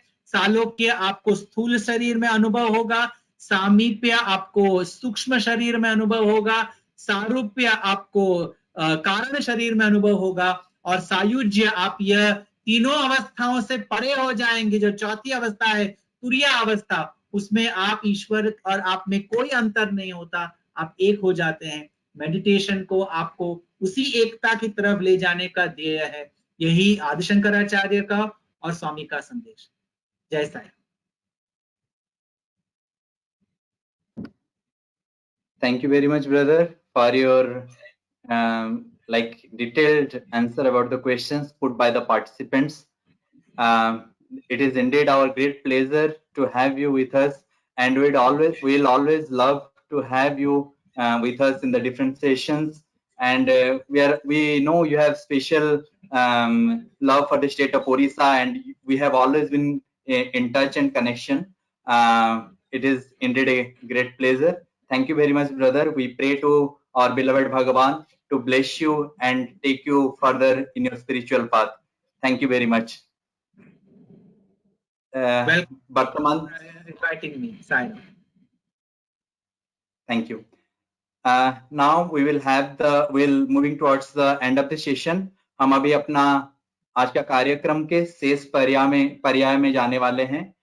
मैं अनुरोध करूंगा हमारा पार्टिसिपेंट जो आज के सेशन को ब्रीफिंग करेंगे, whatever learnings they have received. So for that I request Sai सुलभ पार्थ सारथी भाई आपन को अनुरोध करूछु आज सेशन रा ब्रीफिंग करिवे। साई राम। ओम श्री साई राम। ईश्वर भगवान बाबा उपस्थित मोर पूज्य सत्संग भाई बहुत सुंदर भाव आज सेशन को परिचालना कले। सतरे आमे स्वामी छात्र हिसाब से आपण को पाई आमे बहुत खुशी। हमर भाई माने आज बहुत आनंदित होथुए जे आपण जो आज टॉपिक को एते सुंदर भाव विश्लेषण कले। उपस्थित जन भाई भौणी तथा मौसा मौसी तथा छोट बड़ भाई भौणी माने समस्त से प्रेम साईराम। फर्स्ट आज जो टॉपिक थिला मेडिटेशन उपरे जो स्वामी जहाँ कहिसंती मेडिटेशन केमती करिबा ता उपरे ये टॉपिक रे जो समर कोर्स रे आलोचना न करी मेडिटेशन काहे करिबा केमती करिबा से उपरे बहुत सुंदर भाव फर्स्ट आलोकपात कले। अनुभव उपरे हमारा शशांक भाई कहले जे स्वामी आपण को उपस्थिति मु अनुभव करि पारु नाही। आपण फॉरेन जने डिवोटी पचारले स्वामी कहले तुम यदि निजर उपस्थिति जानि पारुछ ताहले मोर उपस्थिति जानि पारि। निजर तो उपस्थिति जानि पारु ना मोर केमती उपस्थिति जानि पारियो। सेति आमे समस्त आमे निजर स्वरूप को आगे जानिबा तापरे अन्य मानन को जानिबा। सेति स्वामी सुंदर भाव रे कहले मु किए रे प्रश्न उत्तर आमे जानि परिबा ताहले आमे जानि परिबा जे प्रकृत रे ଯାହା ଯାହା ପ୍ରଶ୍ନର ଉତ୍ତର ଆମେ ସବୁ କିଛି ଜାଣିପାରିବା। ସେଥିପାଇଁ ସାଂଖ୍ୟ ଯୋଗ କଥା ସେ କହିଲେ, ସଂକଳ୍ପ ବିକଳ୍ପ ଆଉ ଉପରେ ଆମର ଦୃଷ୍ଟିକୋଣକୁ ବଦଳିବାକୁ ପଡିବ, ତାହେଲେ ଯାଇକି ଆମର ସୃଷ୍ଟିଟା ବଦଳିଯିବ। ନହେଲେ ଦୃଷ୍ଟି ଯୋଉ ଭଳି ଥିବ ସୃଷ୍ଟି ସେଇଭଳି ହେବ। ଜଣେ ମହିଳାଙ୍କ ଉଦାହରଣ ଦେଇ ସେ ବହୁତ ସୁନ୍ଦର ଭାବରେ ବୁଝେଇଲେ ଯେ ଧ୍ୟାନ ବେଳେ ଆମେ ସବୁ ପଛ କଥା ମନେ ପଡି ଯାଉଛି, ସେଥିପାଇଁ ସେ ଯୋଉ ଆଚାର୍ଯ୍ୟ ଯୋଉ ସୁନ୍ଦର ଭାବରେ କହିଲେ, ତମେ ସେ ଖୋଲା ଆଖିରେ ଯୋଉ ପଛ କଥା ସବୁ ଦେଖୁଛ ତାକୁ ନ ଦେଖି ଖୋଲା ଆଖିରେ ଈଶ୍ୱରଙ୍କ ସ୍ୱରୂପକୁ ସବୁଆଡେ ଦେଖ, ଦେଖିବ ତମେ ନିଶ୍ଚୟ ଧ୍ୟାନ ବେଳେ ତମର ମନ ବିଚଳିତ ହେବ ନାହିଁ। ଶରୀର ଉପରେ ଉଦାହରଣ ଦେଲେ, ଶରୀର ଆମର ଯାହା ଯାହା ସରିଯାଏ, ଶରୀରତେ ଇତି ଶରୀର ଉପରେ ଯୋଉ ପଞ୍ଚ କର୍ମେନ୍ଦ୍ରିୟ, ପଞ୍ଚ ଜ୍ଞାନେନ୍ଦ୍ରିୟ, ପଞ୍ଚଭୂତ, ପଞ୍ଚ ତନ୍ମାତ୍ର 20+4 ମନସ୍ ବୁଦ୍ଧି ଚିତ୍ତ ଅହଙ୍କାର, ଇଏ ଉପରେ ଯୋଉ ସାଂଖ୍ୟ ଉପରେ ଦେଇକି ସାଂଖ୍ୟ ଯୋଗରୁ ବହୁତ ସୁନ୍ଦର ଭାବରେ ଉଦାହରଣ ଦେଲେ, ଯୋଉ ଜ୍ଞାନର କଥା କହିଲେ। ଚିହ୍ନା କଥା ମାଧ୍ୟମରେ ଯୋଉ ରାଜା ତାଙ୍କର ବହୁ ପତ୍ନୀଙ୍କର ଉଦାହରଣ ଦେଇକି ସେ ଯୋଉ ଉଦାହରଣ ଦଉଥାନ୍ତି, କେମିତି ଆମେ ସେ ଥାଆନ୍ତି ତାଙ୍କ ପତ୍ନୀଙ୍କର ପ୍ରଭାବରେ ସେ ବିଚଳିତ ହେଇ ପଡୁଥାନ୍ତି। ସେ ଘୋଷଣା ଯୋଉ କଲେ, ଟେଣ୍ଟ ବାନ୍ଧିଲେ, 2ଟା ଟେଣ୍ଟ ରଖିଲେ, ଗୋଟେ ଟେଣ୍ଟ ରେ ଯିଏ ପତ୍ନୀଙ୍କ ପ୍ରରୋଚନାରେ ଅଛି ସେ ସେଇ ଟେଣ୍ଟ ରେ ବସିବ, ଆଉ ଯିଏ ପତ୍ନୀଙ୍କୁ ଯିଏ ପତ୍ନୀଙ୍କ ଉପରେ ଯିଏ ପରିଚାଳନା କରୁଛି ଯୋଉ ସ୍ଵାମୀ, ସେ ଟେଣ୍ଟରେ ବସିବେ। ସେ ସୁନ୍ଦର ଉଦାହରଣ ଏବଂ ବହୁତ ମନକୁ ଛୁଇଁଲା। ସେ କିନ୍ତୁ ଯିଏ ବସିଲା ଯାଇକି, ଯିଏ ଜଣେ ବ୍ୟକ୍ତି, ସେ କିନ୍ତୁ ତା ପତ୍ନୀର ଆଦେଶରେ ଯାଇ ଯେହେତୁ ବସିଥିଲା, ସେ ଏକା କଥା। ସେଥିପାଇଁ ଆମେ ସମସ୍ତେ ଆମର ଯୋଉ ପତ୍ନୀ ସଦୃଶ ଆମର ଯୋଉ ସବୁ 10ଟା ଇନ୍ଦ୍ରିୟ, 10ଟା ପତ୍ନୀ ଅଛି, ସେ ତ 3ଟା କି 2ଟା ପତ୍ନୀ ରାଜା ଏତେ ଦୁଃଖ ପାଉଥିଲେ, କିନ୍ତୁ ଆମର 10ଟା ପତ୍ନୀ ଯୋଉ ଅଛି ପଞ୍ଚକର୍ମେନ୍ଦ୍ରିୟ, ପଞ୍ଚ ଜ୍ଞାନେନ୍ଦ୍ରିୟ, ତାଙ୍କୁ କେମିତି ଆମେ ସଠିକ ଭାବରେ ପରିଚାଳନା କରିବା, ତାହେଲେ ଯାଇକି ଆମେ ଆଗକୁ ଯାଇପାରିବା। କୋଡାଇକେନାଲ ର ଉଦାହରଣ ବହୁତ ସୁନ୍ଦର ଭାବରେ, ସ୍ୱାମୀକୁ ଯୋଉ ମ୍ୟୁଜିକ ପସନ୍ଦ ହେଲା ନାହିଁ, ସେଠୁ ସ୍ୱାମୀ ତାଙ୍କୁ ପଚାରିଲେ ଷ୍ଟୁଡେଣ୍ଟ ମାନଙ୍କୁ, ତୁମେ ଖୁସି ତ? ତୁମେ ଯଦି ଖୁସି ଅଛ ତାହେଲେ ମୁଁ ଖୁସି, କାହିଁକିନା ତୁମର ଖୁସି ହିଁ ମୋର ଖୁସି। ସେଥିପାଇଁ ଆମେ ଯେତେବେଳେ ଭଜନ କି ବେଦ କି ଯାହା କିଛି ସତ୍ସଙ୍ଗ ଆମେ ଗୋଟେ କରନ୍ତି, ଆମେ ଖୁସି ପାଇବା ପାଇଁ ଅନ୍ୟମାନଙ୍କୁ ପସନ୍ଦ ଆସୁଛି ତ, ସେଟା ନ ଭାବି ଆମେ ଯେତେବେଳେ ଆମ ଅନ୍ତରକୁ ପଚାରିବା, ସ୍ଵାମୀ ଖୁସି ହଉଛନ୍ତି ତ? ସ୍ଵାମୀଙ୍କ ଖୁସିରେ ଯଦି ହେଇପାରିବ, ତାହେଲେ ସେ ଜିନିଷ ସମସ୍ତଙ୍କୁ ଖୁସି ଲାଗିବ। ଜନକ ମହାରାଜଙ୍କ ଉଦାହରଣ ଦେଇ ବହୁତ ସୁନ୍ଦର ଭାବରେ ସେ କହିଲେ, ସ୍ୱପ୍ନ ଜାଗ୍ରତ, ସ୍ୱପ୍ନ ସୁଷୁପ୍ତି ଅନୁସାରେ ଯେଉଁ ସଭାରେ ସେ ଯୋଉ ମ୍ୟୁଜିକ ଚାଲୁଥିଲା, ତା ଭିତରେ ସେ ସ୍ୱପ୍ନ ଦେଖୁଛନ୍ତି। ସ୍ୱପ୍ନ ଦେଖି ବିଭିନ୍ନ ପ୍ରକାର ସ୍ୱପ୍ନରେ ସେ ଦେଖୁଥାନ୍ତି, ହଠାତ୍ ଉଠି ପଡି କହିଲେ, ଏଇଟା ସତ୍ୟ ନା ସେଇଟା ସତ୍ୟ।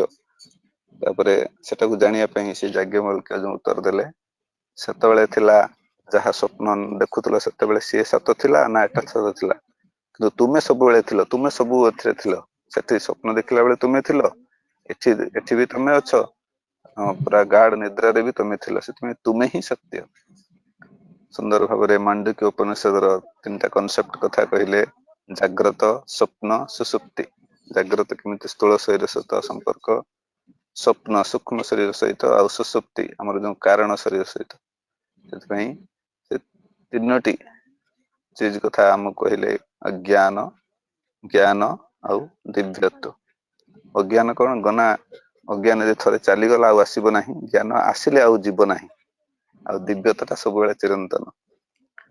ସୁନ୍ଦର ଭାବରେ ଏ ଯୋଉ ନାରାୟଣ ଉପନିଷଦର ନୀଳ ତ ଏଦ ମଧ୍ୟସ୍ଥା ଦିଦୁଲ୍ଲେଖିବ ଭାସ୍ୱରର ଉଦାହରଣ ଦେଇ ବହୁତ ସୁନ୍ଦର ଭାବରେ କହିଲେ, ନୀଳ ଜ୍ୟୋତି ସ୍ୱରୂପ ଆମର ଯୋଉ ସୂର୍ଯ୍ୟର ପ୍ରତିବିମ୍ବକୁ ସବୁ ପାତ୍ରରେ ସେ ସମାନ ଭାବରେ ଦେଖାଯିବ, କିନ୍ତୁ ଆମର ପାତ୍ର ଟା କେତେ ବଡ, କେତେ ଆମ ପାତ୍ର କେତେ ଶୁଦ୍ଧତା ଅଛି, ସେଇ ଅନୁସାରେ ସେଟା ବିଚାର ହେବ ଯେ ଆମେ କେତେ ପରିଶୁଦ୍ଧତା। ଆଧ୍ୟାତ୍ମିକତା ଉପରେ ସୁନ୍ଦର ଭାବରେ ସେ କହିଲେ, ଭାଗବତ ଷ୍ଟୋରି ଉପରେ ଯୋଉ ବ୍ରହ୍ମାଙ୍କର ଯୋଉ ଉଦାହରଣ ଦେଲେ, ଆମେ ଯୋଉ ଦୃଷ୍ଟି ଚର୍ମ ଚକ୍ଷୁରେ ଦେଖୁଛନ୍ତି ଯାହା, ସେଇଟାକୁ ସେ ହଠାତ୍ ଯେତେବେଳେ ଜାଣିଲେ, କହିଲେ ଏଇଭଳି ଭାବିଲେ ଗୋପାଳ ମାନଙ୍କ ସହିତ ଇଏ ବୁଲୁଛନ୍ତି, ଇଏ କଣ ସତରେ ଈଶ୍ୱର? ଆମେ ବୋଧେ ଭୁଲ ଇଏ କରୁଛନ୍ତି। ସେ ଯୋଉ ଉଦାହରଣ ଦେଇ କହିଥିଲେ, କିନ୍ତୁ କୃଷ୍ଣ ତାଙ୍କୁ ବହୁତ ସୁନ୍ଦର ଭାବରେ ତାଙ୍କୁ ଶିକ୍ଷା ଦେଲେ ଯେ, ତମକୁ ସର୍ଜନା କରିବା ପାଇଁ ଦିଆଯାଇଛି ଯୋଉ ଜିନିଷ, ସେଥିପାଇଁ ତମେ ସେଇଟାକୁ ଉପରେ ଧ୍ୟାନ ଦିଅ। ମିଠାଇର ଉଦାହରଣ ଦେଇ କହିଲେ, ସବୁ ମିଠାଇ ବିଭିନ୍ନ ପ୍ରକାର ମିଠା ଅଛି, କିନ୍ତୁ ସବୁ ଯଦି ଶର୍କରା ନଥିବ ତା ଭିତରେ ଆନନ୍ଦ ନାହିଁ। ସେଥିପାଇଁ ଆମେ ଯେତେବେଳେ ସମସ୍ତଙ୍କ ଭିତରେ ସେଇ ସ୍ୱରୂପକୁ ଦେଖି ନ ପାରିବା, ସେତେବେଳେ ଆମକୁ ସବୁ ଲାଗିବ ଅଲଗା ଅଲଗା, ମିଠା ଲାଗିବ ନାହିଁ। ଈଶ୍ୱର ଯଦି ଅଛନ୍ତି, ତାହେଲେ ଅଧର୍ମ କାହିଁକି ନା, ଅଧର୍ମ ହିଁ ବି ଈଶ୍ୱରଙ୍କର ସିଏ ବି ଗୋଟେ ସ୍ୱରୂପ ଭଲ ଭାବରେ ସୁନ୍ଦର ଭାବରେ ବୁଝେଇଲେ। ଆମେ କେତେ ମାତ୍ରାରେ ଦିବ୍ୟତାକୁ ବୁଝି ପାରୁଛନ୍ତି ସେଇଟା ହିଁ ଇମ୍ପୋର୍ଟାଣ୍ଟ। କାହିଁକିନା ସେଇଟା ଯଦି ଆମେ ବୁଝିପାରିବା ତାହେଲେ ଆମ ଅନ୍ୟମାନଙ୍କ ଭିତରେ ଯୋଉ ଏ ଜିନିଷଟା ଆମର ଆସିବ ନାହିଁ, ଆମ ଦୃଷ୍ଟିଟା ସବୁବେଳେ ଦିବ୍ୟ। बहुत बहुत धन्यवाद साई सुलभ भाई आपणकर आजिर सेशन ब्रीफिंग पाई भगवान का पाखरे प्रार्थना आपणकर भगवान आपणको सर्वदा एपरी आपणकर उन्नति कामना करुछु। ओम श्री साईराम। आजिर कार्यक्रम शेष पर्यायर आम उपनीत होइचंते। भगवान को अनुरोध करिबा तांकर श्रीमुखरु एही समर सहज वृंदावन र किछि डिस्कोर्स सुनिबा आ तापरे आजिर भजन सहित सेशन को आमे शेष करिबा। भगवान को अनुरोध आपण को श्रीमुखरु डिवाइन डिस्कोर्स प्रदान करंतु समस्त पई। ओम श्री साईराम। పవిత్రాత్మ స్వరూపులైన విద్యార్థులారా, విద్యా బోధకులారా, విద్యాభిమానులారా, మహా విలువైనటువంటివన్నీ కూడా త్యాగం చేసి అరణ్యవాసం చేయుచున్నటువంటి సీతకు ఒకానొక దినమున సువర్ణ జింక కనిపించిన తక్షణమే ఆ సువర్ణ జింక కావాలని ఈ సీత కోరటం, ఆ జింక నిమిత్తమై రాములు పోవటము, కట్టగడపటకు సీతకు రావణుని యొక్క హస్తమునందు చిక్కులుకొని కేవలం అరణ్యము వదిలిపెట్టి లంకను చేరటం అనేటువంటిది కూడాను జరిగింది. Sita, who surrendered and gave up all her ornaments and valuables, one day in the forest, it so happened that she looked at the golden deer and she was attracted by the golden deer. And Rama went after the golden deer in order that he may fetch it for her. And the final result was that Ravana took away Sita. Sita had to leave the forest, leave her husband and go to Lanka. This was the result. దీని యొక్క అంతరార్థం ఏమనగా, కామమును దూరం చేసుకున్నప్పుడు రాముడు చిక్కినాడు, కానీ తిరిగి కామం వెంట ఈమె పరిగెత్తినప్పుడు రాముడు దూరం అయ్యాడు. కనుక మనకు రాముడు దక్కాలనుకున్నప్పుడు కామమును విసర్జించాలి. కామమును మనం దక్కించుకోవడానికి ప్రయత్నం చేసినప్పుడు రాముడు మనకు దూరం అయిపోతాడు. The inner meaning of this is that when she gave up kama or her lust, then Rama was with her. On the other hand, the moment she developed some kama or affection to this golden deer, then Rama became distant from her. It simply means that if you want Rama to be with you, you will have to give up completely kama. On the other hand, if you let kama come anywhere near you, Rama will go distant from you. అందువలననే ఆశకు దాసుడైన జగమంతటికి తన దాసుడే కదా.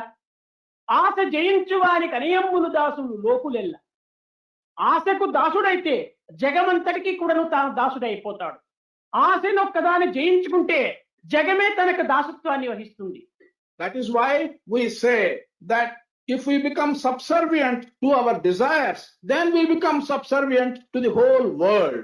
On the other hand, if we can control and conquer our desires, then the whole world will become subservient to you.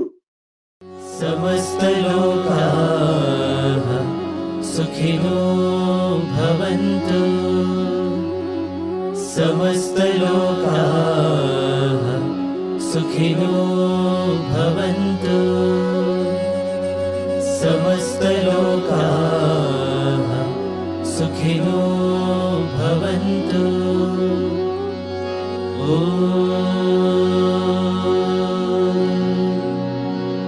शान्ति शान्ति शान्तिः। जय बोलो भगवान श्री सत्य साई बाबा जी की।